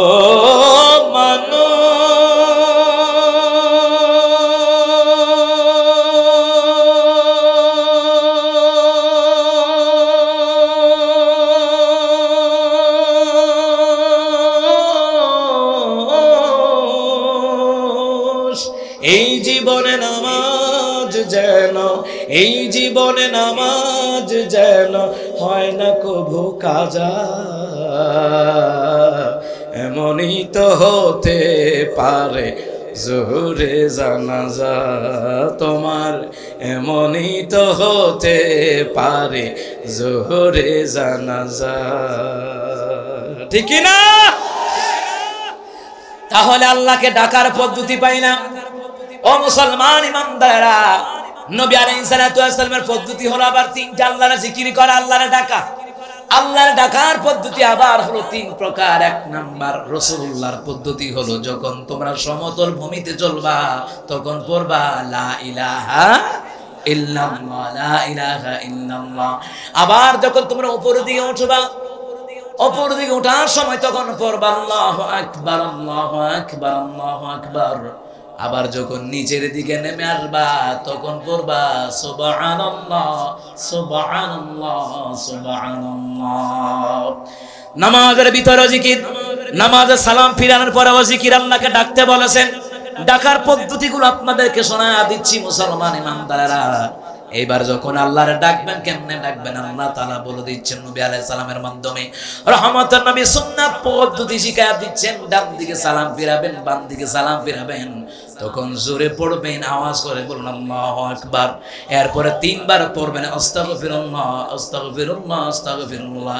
এরপরে পড়বেন আল্লাহুম্মা আনতাস সালাম ওয়া মিনকাস সালাম তাবারাকতা ইয়া যাল জালালি ওয়াল ইকরাম।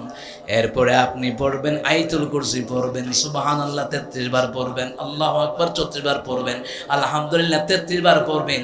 এই যে সুন্নাহ পদ্ধতিতে ডাকার জন্য বলেছেন মুহাম্মদ সাল্লাল্লাহু আলাইহি ওয়াসাল্লাম। ও মুসলমান ইমানদাররা, তাহলে আল্লাহর পদ্ধতিও পাইলাম, রাসূলুল্লাহর পদ্ধতিও পাইলাম। এবার আল্লাহ সুবহানাহু ওয়া তাআলা সুন্দর করে জানায়া দিচ্ছেন আল্লাহ নবীর পদ্ধতিতে চললে তোমাদের জন্য কি করা হবে। وَأَطِيعُوا اللَّهَ وَالرَّسُولَ لَعَلَّكُمْ تُرْحَمُونَ।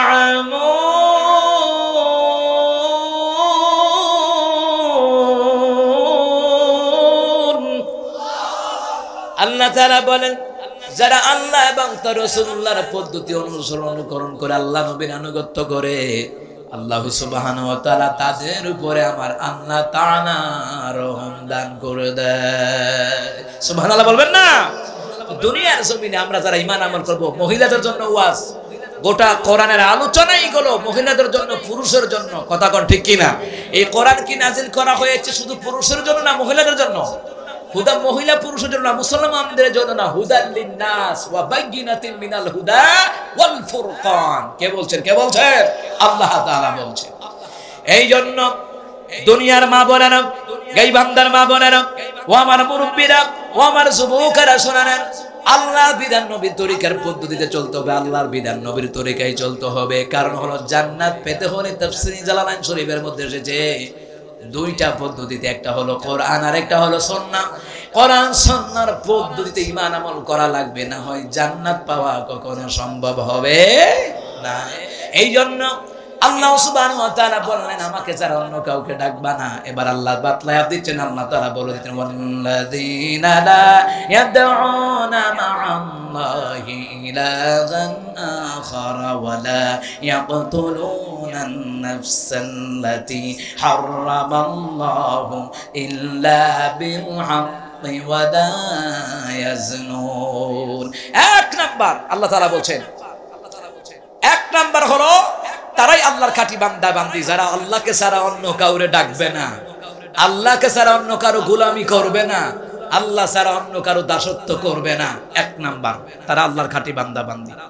দ্বিতীয় নম্বর, যারা জানাবা বিচার করে না, যারা জানাবা বিচার করে না তারা আল্লাহর খাঁটি বান্দা বান্দি, অর্থাৎ তারা জানাবা বিচার করে না, নামাজ পড়ে, পর্দা করে। আমার আম্মাজিরা, দুনিয়ার জমিনে যেই নারীরা, যেই মহিলারা ঈমান আনবে, পর্দা করবে, নামাজ পড়বে, সতীতের হেফাজত করবে, স্বামীর অনুমতি ছাড়া কোথাও যাবে না, স্বামীর সম্পদগুলাকে পরিদর্শন করে রাখে, দেখাশোনা করে রাখে, এই কাজগুলি যারা করবে আল্লাহ সুবহানাহু ওয়া তাআলা ওই নারীদেরকে জান্নাতুল ফেরদাউসের মেহমান বানায়া দিবেন কে? জিনা ব্যভিচার, কেউ জিনা করে, অবৈধ কর্মকাণ্ড করে, পাপের সাগরে লিপ্ত হয়, আবার কারো চলাফেরার মাধ্যমেও জিনার গুনাহ হয়, ঠিক কি না কোন? আমার আম্মা যদি পর্দা করে, স্বামীর জন্য সাজগোজ করে, সাব হবে। যদি পর পুরুষের জন্য সাজগোজ করে আর অন্য পর পুরুষ যদি খারাপ নজরে তাকায়, স্বামীও কোনো কিছু বলে না, তাদের নামটা দায়ুসের খাতায় লেখা হয়ে যাবে। কথা কোন ঠিক কিনা? এই দেশের মধ্যে জিনা ব্যভিচার সহজ, বিয়া হইল কঠিন। জিনা ব্যভিচার সহজ, কথা কোন না কেন? এই দেশের মধ্যে কি, এই পৃথিবীতে জিনা ব্যভিচার সহজ, জিনা ব্যভিচার সহজ, বিয়ে হইল কঠিন। আপনি বিয়া করতেন যাইবেন, মাইয়ার মা কইব আর মাইয়ার 20 লাখ টাকা কাবিন ছাড়া বিয়া দিতাম না। তো হুলা 20 লাখ টাকা দিব কইতে, কোথা থেকে দিবে? ও কামাই করা লাগবে, মারে খাওয়া, বাবারে খাওয়া, বউরে খাওয়া, মাইয়াডারে খাওয়া। তো হ্যাঁ, বউর মরনা দিব কবে? ও দিতে দিতে তো এত এমন অবস্থা হয়ে যাবে যে হাসরের ময়দানে ব্যভিচারের কাতারে দাঁড় করাতে হবে যদি সে তার মহরনা যদি আদায় না করে। কথা কর ঠিক কি?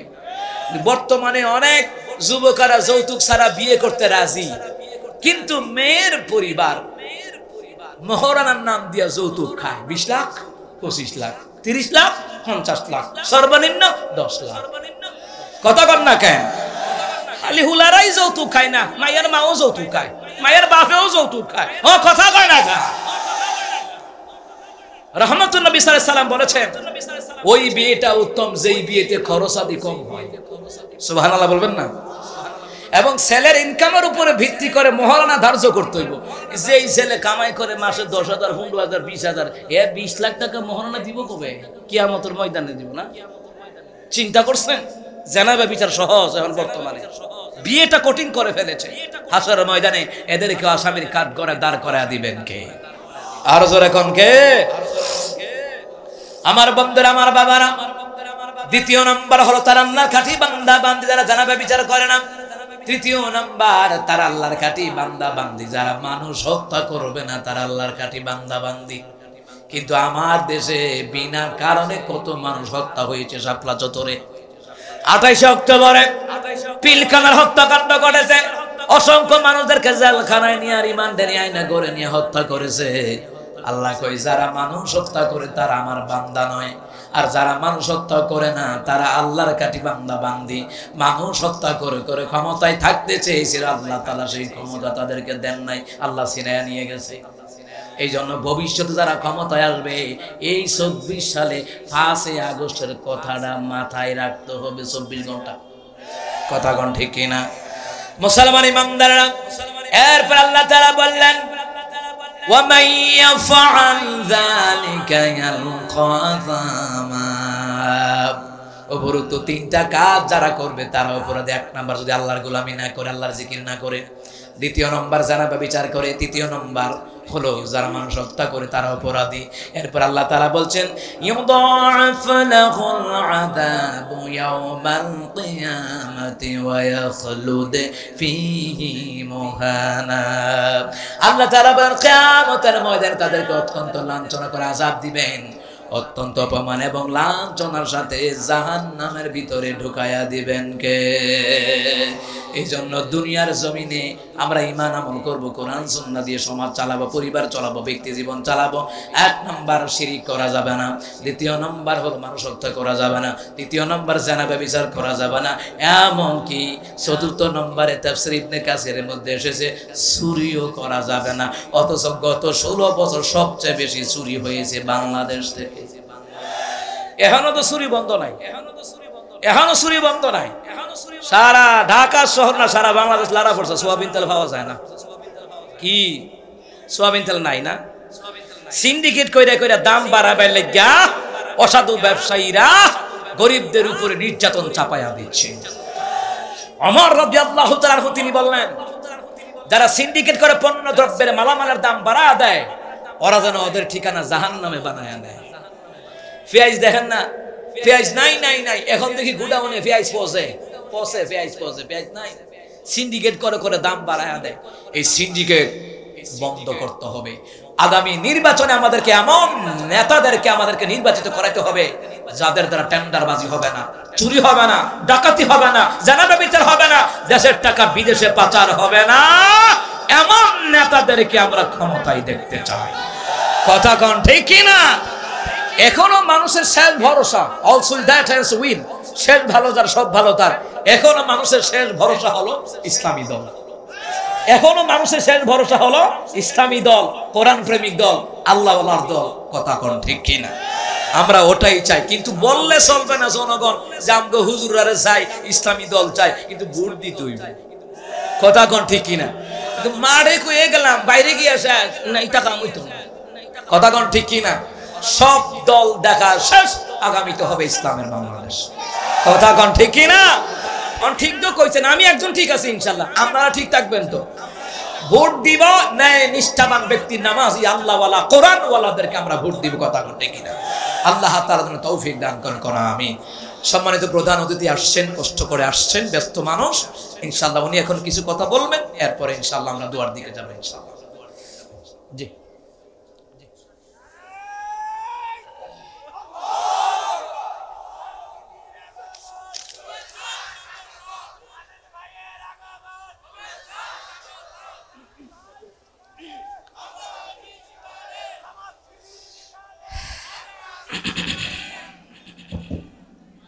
সম্মানিত উপস্থিতি, আমরা ধৈর্য হারাবো না।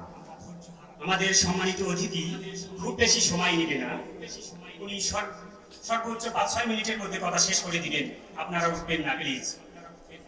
সম্মানিত সুধীজন, এ পর্যায়ে শুভেচ্ছা বক্তব্য নিয়ে আসছেন দক্ষিণ দোপারাঙ্গা ধর্মলগুড়ি জামে মসজিদ কমিটি কর্তৃক আয়োজিত ঐতিহাসিক তাফসিরুল কোরআন মাহফিলের সমাপনী দিবসের বিশেষ প্রধান অতিথি, বিশিষ্ট সমাজ সেবক, মেহনতি মানুষের বলিষ্ঠ কণ্ঠস্বর, সুন্দরগঞ্জ গণমানুষের নেতা জনাব অধ্যাপক মাজিদুর রহমান, সাবেক চেয়ারম্যান উপজেলা পরিষদ সুন্দরগঞ্জ গাইবান্ধা ও নায়েবে আমির বাংলাদেশ জামাত ইসলামী গাইবান্ধা জেলা শাখা গাইবান্ধা।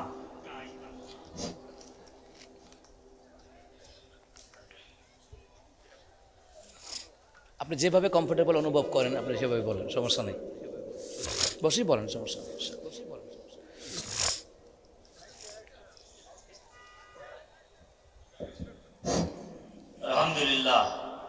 আলহামদুলিল্লাহ রাব্বিল আলামিন, ওয়াসসালাতু ওয়াসসালামু আলা রাসূলিহিল আমিন ওয়া আলা আলিহি ওয়া আসহাবিহি আজমাইন।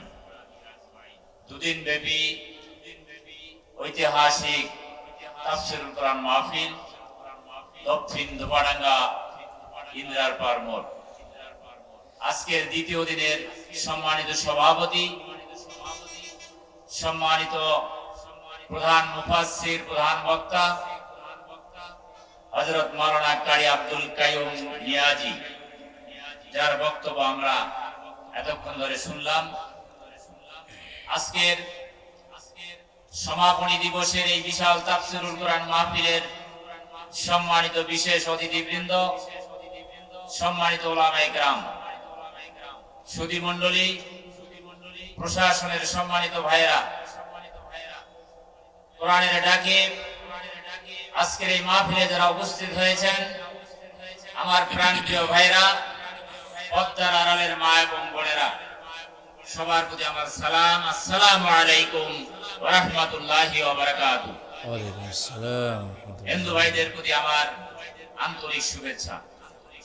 সম্মানিত ভাই এবং বোনেরা, আজকে দ্বিতীয় দিনের শেষ দিবসে শেষ বক্তা তথা প্রধান মুফাসসিরের কথা আমরা শুনলাম।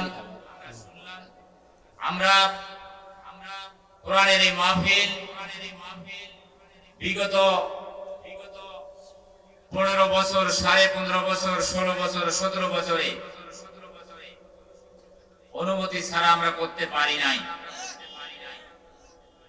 এই মাহফিল করার জন্য এবারে এই মাহফিল কোন অনুমতি কি নেওয়া লেগেছে? কোন অনুমতি নেওয়া লাগে নাই।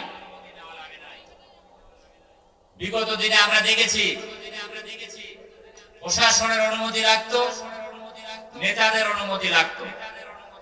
আলহামদুলিল্লাহ সেই দুঃশাসন অপসারিত হয়েছে, নতুন একটি অনুকূল পরিবেশ বাংলাদেশে সৃষ্টি হয়েছে, ঠিক কিনা বলেন? যে আল্লাহ পাক এই সুন্দর অনুকূল পরিবেশ তৈরি করে দিলেন, আমরা তার শুকরিয়া আদায় করে আজকের এই মাহফিল থেকে সবাই সমস্যার বলি আলহামদুলিল্লাহ। দরুদ পেশ করছি প্রিয় নবী, প্রিয় রাসূল, প্রিয় নেতা, সর্বকালের সর্বশ্রেষ্ঠ মহামানব সাইয়েদনা মুহাম্মদ রাসূলুল্লাহ সাল্লাল্লাহু আলাইহি সাল্লামের প্রতি। সম্মানিত ভাই এবং বোনেরা, আমরা দোয়া করব যাদের ত্যাগ এবং কুরবানির বিনিময়ে, যাদের রক্তের বিনিময়ে, যাদের জীবন শহীদ শাহাদাতের বিনিময়ে বাংলাদেশে দুঃশাসনের অবসান হয়ে নতুন একটি পরিবেশ সৃষ্টি হয়েছে।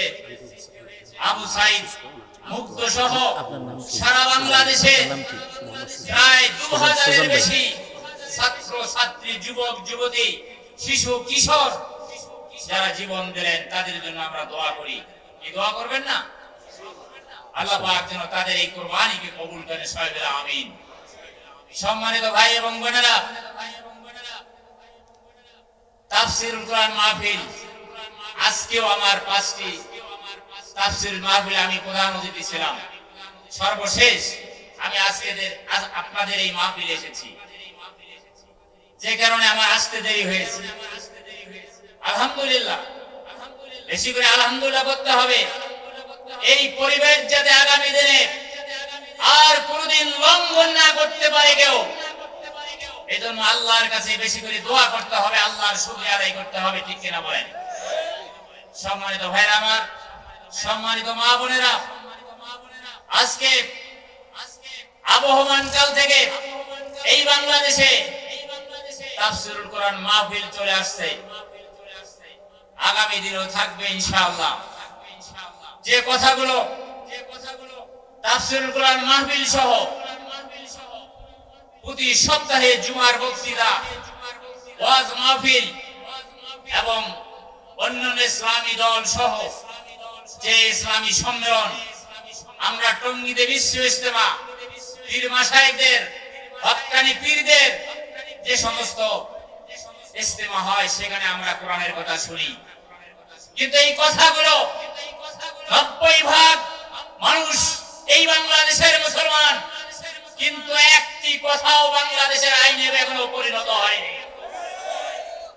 আমরা যদি লক্ষ্য করি, এই বাংলাদেশ যেখানে 90 জন মানুষ মুসলমান, নামাজের আইনটিও এখানে এখন পর্যন্ত আমরা পাশ করাতে পারিনি। নামাজ রাষ্ট্রীয়ভাবে যদি কায়েম না হয়, তাহলে রাষ্ট্রে নামাজ কখনো কায়েম হবে না, ঠিক কিনা বলেন? আজ থেকে 1450 বছর পূর্বে আমার আপনার নবী এবং রাসূল রাষ্ট্রীয়ভাবে নামাজ কায়েম করেছিলেন। সেই নামাজ এখন পর্যন্ত সৌদি আরবে, মক্কা এবং মদিনায় রাষ্ট্রীয়ভাবে নামাজ কায়েম আছে। যে কারণে আযান হলে 10 বছর বয়স যাদের বালেগ এবং যারা চলতে পারে, ফিরতে পারে, বসে হলেও শুয়ে হলেও যারা নামাজ পড়তে পারে, তাদেরকে অবশ্যই নামাজ পড়তে হবে, না হলে রাষ্ট্র তাদের বিরুদ্ধে ব্যবস্থা গ্রহণ করবে। কিন্তু সেই আইন বাংলাদেশে পাস হয়নি। সম্মানিত ভাই এবং বোনেরা, অনুরোধ করতে চাই, আমরা দীর্ঘদিন ওয়াজ শুনেছি, মাহফিল শুনেছি, আমরা এই কথাগুলো আগামী দিনে আইন হিসেবে দেখতে চাই। সেই সুযোগ এসেছে আগামী জাতীয় সংসদ নির্বাচনে যদি আমরা সারা বাংলাদেশের 64 জেলা থেকে 151 জন, আমার হুজুর বলেছেন, ইসলামী দলের নেতৃত্বকে যদি আমরা ওই পার্লামেন্টে পাঠাতে পারি, তাহলে ইসলামী আইনের বিল সেখানে উত্থাপিত হবে এবং সেই কথাগুলো আইন হিসাবে পাস হবে। বিশেষ করে নামাজের বিল আমরা উত্থাপন করতে চাই আগামীর বাংলাদেশের পার্লামেন্টে, ঠিক কিনা বলেন? সম্মানিত ভাইরা আমার, সম্মানিত মা বোনেরা, সেই সুযোগ এসেছে আগামী জাতীয় সংসদ নির্বাচন। এই নির্বাচনে শুধুমাত্র একটি ব্যালট সিল হাতে নিয়ে একটি ব্যালটে যদি আমরা সিল দিতে পারি, তাকওয়া ভিত্তিক নেতৃত্ব যে দলের মধ্যে, যে নেতারা নিজেরা নামাজ পড়ে, নামাজের ইমামতি করতে পারে, তাদের দ্বারাই আগামী দিনে সমাজ পরিচালনা করতে হবে।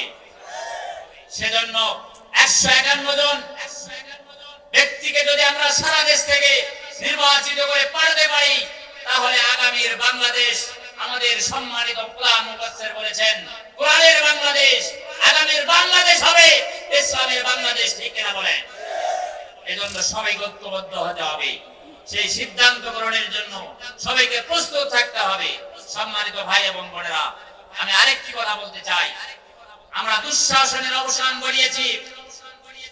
15.5 বছরের ফ্যাসিস্ট শাসন ব্যবস্থার অপসারিত হয়েছে, কিন্তু বাংলাদেশকে নিয়ে তারা ষড়যন্ত্র বন্ধ করে নাই। এখনো তারা ষড়যন্ত্র করছে, ঠিক কিনা বলেন?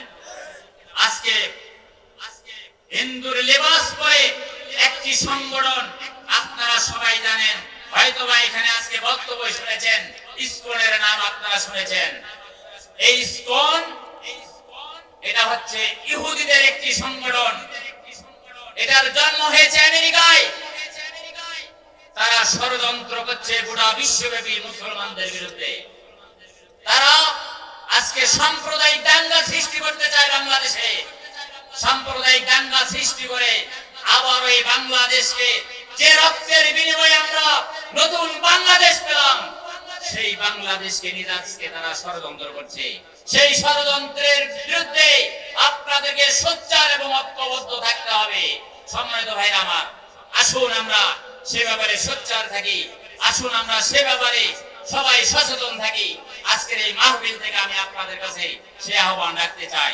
সম্মানিত ভাইরা আমার, সুপ্রিয় মা বোনেরা, এই সুন্দরগঞ্জে 2014 সালে আপনারা আমাকে উপজেলা নির্বাচনে ভোট দিয়ে চেয়ারম্যান নির্বাচিত করেছিলেন, উপজেলা চেয়ারম্যান।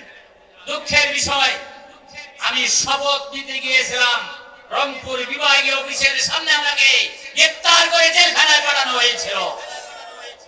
আমাকে বসতে দেওয়া হয়নি।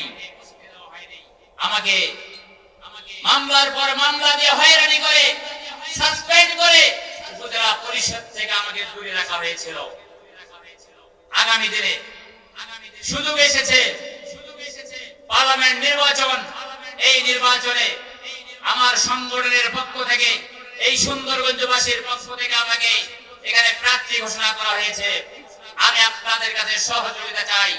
আপনারা কি আমাকে যেভাবে 14 সালে উপজেলা নির্বাচনে ভোট দিয়ে নির্বাচিত করেছিলেন, আগামী দিনে কি আমাকে সহযোগিতা করতে রাজি আছে? সম্মানিত ভাইরা আমার, আল্লাহ পাক আমাদের সবাইকে কবুল করুন। আমরা ন্যায় এবং ইনসাফের ভিত্তিতে এই সুন্দরগঞ্জকে সাজাতে চাই। ন্যায় এবং ইনসাফ ভিত্তিক একটি পরিবেশ আমরা এখানে সৃষ্টি করতে চাই। যেভাবে আজ থেকে 14.5 বছর পূর্বে আমাদের রাসূল নবতী শাসন 10 বছর ন্যায় এবং ইনসাফের ভিত্তিতে পরিচালনা করেছিলেন, যে স্লোগান এসেছে নতুন বাংলাদেশে, বৈষম্য মুক্ত বাংলাদেশ। বৈষম্য মুক্ত বাংলাদেশ গড়তে হলে কোন জিনিসের মধ্যে বৈষম্য নাই, সেই জিনিস দিয়ে বাংলাদেশ, আগামীর বাংলাদেশে গড়তে হবে, ঠিক কিনা বলেন? একটা জিনিসের মধ্যে বৈষম্য নাই, সেটি হচ্ছে আল কোরআন। একটা জিনিসের মধ্যে বৈষম্য নাই, সেটি হচ্ছে ইসলাম। আগামীর বাংলাদেশকে যদি বৈষম্য মুক্ত বাংলাদেশ গড়তে হয়, দুর্নীতি মুক্ত বাংলাদেশ গড়তে হয়, লুটপাট মুক্ত বাংলাদেশ গড়তে হয়, যে বাংলাদেশে আগামী দিনে আর টাকা পাচার হবে না বিদেশে, এমন বাংলাদেশ যদি আপনারা দেখে যেতে চান, তাহলে তাকওয়া ভিত্তিক নেতৃত্ব এবং আল কোরআনের ভিত্তিতে যদি আমরা পরিচালনা করতে পারি, তাহলে আমরা বৈষম্য মুক্ত বাংলাদেশ উপহার দিতে পারবো ইনশাআল্লাহ। এজন্য আপনাদের কাছে আমি সহযোগিতা চাই, আপনাদের কাছে আমরা সহযোগিতা চাই, দোয়া চাই। আপনারা আমাদেরকে দোয়া করবেন, বিশেষ করে আমাকে দোয়া করবেন, সহযোগিতা করবেন। আপনাদের সহযোগিতা নিয়ে আমরা যেন নির্বাচিত হয়ে সারা দেশ থেকে যদি আমরা 151 জন নির্বাচিত হতে পারি, তাহলে আমরা ন্যায় এবং ইনসাফ ভিত্তিক একটি বাংলাদেশ উপহার দিতে পারবো। আপনাদের কাছে সেই সহযোগিতা চেয়ে, দোয়া চেয়ে আজকের এই মাহফিল ইন্তেজামিয়া কমিটি যারা আমাদেরকে ডেকেছিলেন, আমাকে প্রধান অতিথি বানিয়েছিলেন, তাদেরকে ধন্যবাদ জানাই, মুবারকবাদ জানাই। আল্লাহ পাক যেন তাদেরকে কবুল করেন, আল্লাহ পাক যেন আগামী দিনেও এরকম মাহফিল আমরা করতে পারি সেই সুযোগ আল্লাহ পাক সৃষ্টি করে দেন। সবাই ভালো থাকবেন, সুস্থ থাকবেন, সবার সুস্বাস্থ্য কামনা করে আবারও দোয়া চেয়ে আমি বিদায় নিচ্ছি। ওয়া আখিরু দাওয়ানা আলহামদুলিল্লাহি রাব্বিল আলামিন। আসসালামু আলাইকুম ওয়া রাহমাতুল্লাহি ওয়া বারাকাতুহু। আলহামদুলিল্লাহ। মাহফিলের ময়দান থেকে নেতার জন্য দোয়া রইল, সেই নূরে নূরান্বিত হোক নেতার জীবন, যে নূরে জাহিলিয়াতের অন্ধকার বিদূরিত হয়ে একটি সুন্দর সোনালী সমাজ সুপ্রতিষ্ঠিত হয়েছিল। সম্মানিত উপস্থিতি, আমাদের এই মাহফিলের সম্মানিত সভাপতি তার সমাপনী কথার মাধ্যমেই, ঘোষণার মাধ্যমেই আমাদের মাহফিলের কার্যক্রম শেষ হবে। প্রধান মুফাসসির দোয়ার মাধ্যমে মাহফিলের কার্যক্রম শেষ করবেন। আপনারা ধৈর্য হারাবেন না। আসসালামু আলাইকুম ওয়া রাহমাতুল্লাহি ওয়া বারাকাতুহু। ওয়ালাইকুম আসসালাম। আল্লাহ তাআলার অশেষ মেহেরবানিতে আমাদের এই মাহফিলের সমস্ত কার্যক্রম শুরু থেকে নিয়ে শেষ পর্যন্ত অত্যন্ত সুষ্ঠুভাবে পরিচালনা হলো। আপনারা অনেক দূর দূরান্ত থেকে কষ্ট করে এসেছেন, মাহফিলের শুরু থেকে শেষ পর্যন্ত ধৈর্য সহকারে কোরআন শ্রবণ করেছেন। আমরা যতটুকু শুনলাম আল্লাহ তাআলার কাছে দোয়া করি, যতটুকু আমাদের বুঝে এসেছে এই বুঝের উপরেই আমরা আমল করার চেষ্টা করব, নিয়ত করব, চেষ্টা করব। আমাদের সকলকে যেন আল্লাহ তাআলা, বক্তা শ্রোতা সহ সকলকে যেন আল্লাহ তাআলা কোরআন এবং হাদিসের উপরে, সহিহ আকীদার উপরে বাকি জীবন আমল করে জীবনকে সাজানোর তৌফিক দান করে। আমিন। ওয়া আখিরু দাওয়ানা আলহামদুলিল্লাহি রাব্বিল আলামিন। আজকের মাহফিলের সমস্ত সমাপনী ঘোষণা দিয়ে আমি আমার বক্তব্যকে এখানেই শেষ করছি। আসসালামু আলাইকুম ওয়া রাহমাতুল্লাহ। আল্লাহুম্মা সাল্লি আলা মুহাম্মাদ। আল্লাহুম্মা সাল্লি আলা মুহাম্মাদ। আপনি দোয়া করেন, আপনি। আল্লাহুম্মা আমিন। ربنا ظلمنا أنفسنا وإن لم تغفر لنا وترحمنا لنكونن من الخاسرين ربنا فاغفر لنا ذنوبنا وكفر عنا سيئاتنا وتوفنا مع الأبرار رب العالمين দক্ষিণ ধোপাডাঙ্গা ইন্দ্রার পার আয় আল্লাহ তাআলা 2 দিন ব্যাপী তাফসীরুল কোরআন মাহফিল সম্মানিত সভাপতি বৃন্দ, সম্মানিত উলামায়ে কেরাম, আল্লাহ বিশেষ করে আল্লাহ আজকের মাহফিলের সম্মানিত সভাপতি কারি আব্দুল হামিদ সাহেব, আল্লাহ প্রধান অতিথি অধ্যাপক মাজিদুর রহমান, আল্লাহ বিশেষ আলোচক আমদাদুল হক রনি ভাই সহকারে, আল্লাহ মাহফিল কর্তৃপক্ষ, সভাপতি, সেক্রেটারি, ক্যাশিয়ার রয়েছেন, আরো সদস্য যারা রয়েছেন, আল্লাহ মসজিদ কমিটি সভাপতি, সেক্রেটারি, ক্যাশিয়ার সদস্যবৃন্দ, আরো যারা রয়েছেন, মুরব্বী বাবারা, যুবক ভাইয়েরা, মা বোনেরা যারা আল্লাহ এই মাহফিল গুলাতে দৈনন্দিন যারা 2 দিন ব্যাপী মাহফিলে হাজির হয়েছেন, আল্লাহ সকলকে না উঠাই নাম আমাদের প্রত্যেকের হাতগুলি কবুল আর মঞ্জুর করে নাও। আয় আল্লাহ তাআলা এই তাফসীর মাহফিলে আয় আল্লাহ তাআলা যত কোরআন তেলাওয়াত হয়েছে, দরুদ ও সালাম আদায় করা হয়েছে, তওবা ইস্তিগফার আদায় করা হয়েছে, কোরআন শোনার আলোচনা করা হয়েছে, আল্লাহ লক্ষ কোটি গুণে বাড়াইয়া সোনার মদিনায় পৌঁছায়া দাও। আয় আল্লাহ তাআলা আপনার বন্ধু নবীদের সাহাবীদের পৌঁছায়া দাও, তবে তাবেঈদের পৌঁছায়া দাও, চার তরিকার ইমামদের পৌঁছায়া দাও, হক্কানি উলামায়ে কেরাম বুজুর্গানে দ্বীনদের রূহের হাদিয়া পৌঁছায়া দাও। আয় আল্লাহ তাআলা এখানে আমরা যারা হাত বাড়াইলাম অনেকের মা নাই, অনেকের বাবা নাই, দাদা নাই, দাদি নাই, নানা নাই, নানি, আত্মীয় স্বজন। আয় আল্লাহ, অনেক ওলামায়ে কেরাম হাত তুলেছেন, মা নাই বাবা নাই। অনেক যুবকেরা হাত তুলেছেন, মা নাই বাবা নাই। অনেক মা বোনেরা হাত তুলেছেন, মা নাই বাবা নাই। রে আল্লাহ, মা বাবার কবর গুলাকে জান্নাতের টুকরা বানায়া দাও। আয় আল্লাহ তাআলা, দূর দূরান্ত থেকে যারা এসেছে মাওলা, আশেপাশে গ্রামগঞ্জ থেকে যারা এসেছে মাওলা, প্রত্যেকের এলাকার কবরবাসীর আযাব তুমি মাওলা মাফ করে দাও। আয় আল্লাহ তাআলা, আমরা যারা হাত বানাইলাম, ইয়া রাব্বাল আলামিন, আমাদের জিন্দিগির তামাম গুনাহগুলি মাফ করে দাও। আয় আল্লাহ, জানা যারা যত গুনাহ আছে মাওলা মাফ করে দাও। আজকের মাহফিলের জন্য যারা হাজার হাজার টাকা দিয়েছে, 1 টাকা থেকে শুরু করে হাজার হাজার টাকা দিয়েছে রে মাওলা, তাদের রোজে রোজগারে লক্ষ কোটি টাকার বরকত দান করে দাও। আয় আল্লাহ, শ্রমিকেরা টাকা দিয়েছে, আয় আল্লাহ তাআলা সর্বস্তরের জনগণ টাকা দিয়েছে, যুবকরা দিয়েছে, বৃদ্ধরা দিয়েছে, মা বোনেরা দিয়েছে। আল্লাহ আল্লাহ তাআলা, এই টাকার মধ্যে বরকত বাড়িয়ে দাও, দান সদকার মধ্যে বরকত বাড়িয়ে দাও। এই মসজিদে যত হাজত আছে আল্লাহ তাআলা হাজত গুলি পুরা করে দাও। আয় আল্লাহ তাআলা, ভলান্টিয়ার দায়িত্বে যারা আছেন তাদেরকে কবুল করে নেন। মাহফিল কমিটিতে যারা আছেন তাদেরকে কবুল করে নেন। মাহফিল পরিচালনায় সুজন ভাই দোয়া চাইছে, আব্বা আম্মার জন্য দোয়া চাই। আল্লাহ, যেই ভাইটি আমাকে দাওয়াত করেছেন আল্লাহ, অনেক কষ্ট করেছেন আল্লাহ, এই মানুষগুলি আমার স্টেজের মধ্যে বসে আছেন, আমার ডাইনে বামে দাঁড়িয়ে বসে হাত তুলেছেন আল্লাহ, তাদের হায়াতে, রিজিকে, ইলমে, দন্দলতে আল্লাহ তুমি বরকত বাড়িয়ে দাও। আয় আল্লাহ, ওলামায়ে কেরাম হাত তুলেছেন, নবীর ওয়ারিসের কাতারে কবুল করে নাও। বুড়া বুড়া দাড়িওয়ালা মুরব্বীরা হাত তুলেছেন, হযরত আবু বকর মতো কবুল করে নাও। আয় আল্লাহ তাআলা, সামনে আমাদের অধ্যক্ষ মাজিদুল ইসলাম ভাই নির্বাচন আল্লাহ করবে। আল্লাহ গো, আমার ভাইটাকে দিনের জন্য কবুল করে, কিয়ামতের দিনের জন্য কবুল করে আল্লাহ তাআলা বিপুল ভোটে নির্বাচিত করে দাও। আয় আল্লাহ তাআলা, আগামীতে আমরা স্বৈরাচারী শাসক দেখতে চাই না, ওমরের মতন শাসক আমরা দেখতে চাই। আয় আল্লাহ তাআলা, এই দেশকে ইসলামের জন্য কবুল করে নাও। আয় আল্লাহ তাআলা, এই দেশে যারা আছে, খ্রিস্টান, হিন্দু, বৌদ্ধ, মুসলমান জনতা সহকারে যারা আছে, আল্লাহ তাআলা ঐক্যবদ্ধ হয়ে দেশ রক্ষায় চলার তৌফিক দান করে দাও। এই মাহফিলের জন্য যাদের টাকায় পোস্টারিং হয়েছে, লাইটিং হয়েছে, মাইকিং হয়েছে, পেস্টুন ব্যানার হয়েছে, বসার জায়গা হয়েছে, যাদের জমিটা এই মাহফিলের জন্য দিয়েছে রে আল্লাহ, তাদেরকে কবুল করে নাও। আল্লাহ, যুবক কলিজার ভাই করে হাত তুলছে আল্লাহ, হযরতে ওমর ইবনে খাত্তাবের মতন যুবকদেরকে কবুল করে নাও। মা বোনেরা হাত তুলছে আল্লাহ, মা বোনদেরকে আম্মাজান খাদিজার মতন কবুল করে নাও। আমার মা বোনেরা স্বামীর সংসারে কষ্ট করে রান্না বান্না করে কাজকর্ম করে, মা বোনদেরকে আম্মাজান খাদিজা আয়েশার মতন কবুল আর মঞ্জুর করে নাও। আল্লাহ, অনেক অসুস্থ বিমারি আছে, শেফা দান করে দাও।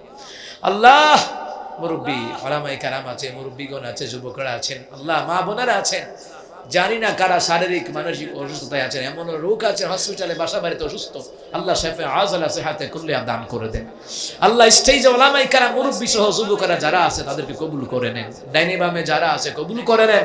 এই মাহফিলকে কিয়ামত পর্যন্ত দায়বার কায়েম করেন আল্লাহ। যেই ঘরে খাওয়া দাওয়া করলাম আল্লাহ তাআলা, আমার ভাইটাকে কবুল আর মঞ্জুর করে নাও। আলেম প্রিয় মানুষ, দিন প্রিয় মানুষ, আল্লাহ আমার ভাইটাকে কবুল আর মঞ্জুর করে নাও। এই মসজিদের জন্য, মাহফিলের জন্য যারা রাত দিন শ্রম দিয়েছে আল্লাহ, তাদের হায়াতে, রিজিকে, ইলমে, দন্দলতে, মান সম্মানে বরকত বাড়ায়া দাও। আয় আল্লাহ তাআলা, আমাদের জিন্দেগীর তামাম গুনাহগুনি মাফ করে দাও। এলাকায় যারা ব্যবসায়ী আছে, ব্যবসার মধ্যে বরকত দাও। যারা গরিব আছে, গরিবী হালত দূর করে দাও। যারা অভাবী আছে দূর করে দাও। ঋণ থাকলে ঋণ থেকে মুক্তি দাও আল্লাহ। বিশেষ করে আমাদেরকে ঈমান আমলের জিন্দেগি তুমি দান করে দাও আল্লাহ। তোমার বিধান, তোমার নবীর তরিকার উপরে চলার তৌফিক দান করে দাও। সারা বিশ্বে, বাংলাদেশ নয় গোটা বিশ্বের মুসলমানদের উপরে রহম নাজিল করে দাও। যত উলামায়ে কেরাম আছে রে আল্লাহ, ইসলামী দল দল আছে সকলকে ঐক্যবদ্ধ হয়ে দিন কায়েমের ব্যাপারে আল্লাহ তাআলা আমাদের সকলকে ঐক্যবদ্ধ বানায়া দাও, হিংসা বিদ্বেষগুলি দূর করে দাও। রব্বির রহমহুমা কামা রব্বায়ানি সগীরা লা ইলাহা ইল্লা আনতা সুবহানাকা ইন্নী কুনতু মিনাজ জালিমিন ফাস্তাজাবনা লাহু ওয়া নাজ্জায়নাহু মিনাল গাম্মি ওয়া কাযালিকা নুনজিল মুমিনিন। اللهم إنا نجعلك في نحورهم ونعوذ بك من شرورهم حسبنا الله ونعم الوكيل نعم المولى ونعم النصير اللهم باطل السماوات والأرض عالم الغيب والشهادة أنت تحكم بين عبادك فيما كانوا فيه يختلفون حسبنا الله ونعم الوكيل نعم المولى ونعم النصير رب ارحمهما كما ربياني صغيرا ربنا تقبل منا بحق لا إله إلا الله محمد رسول الله صلى الله عليه وسلم. السلام عليكم ورحمة الله وبركاته.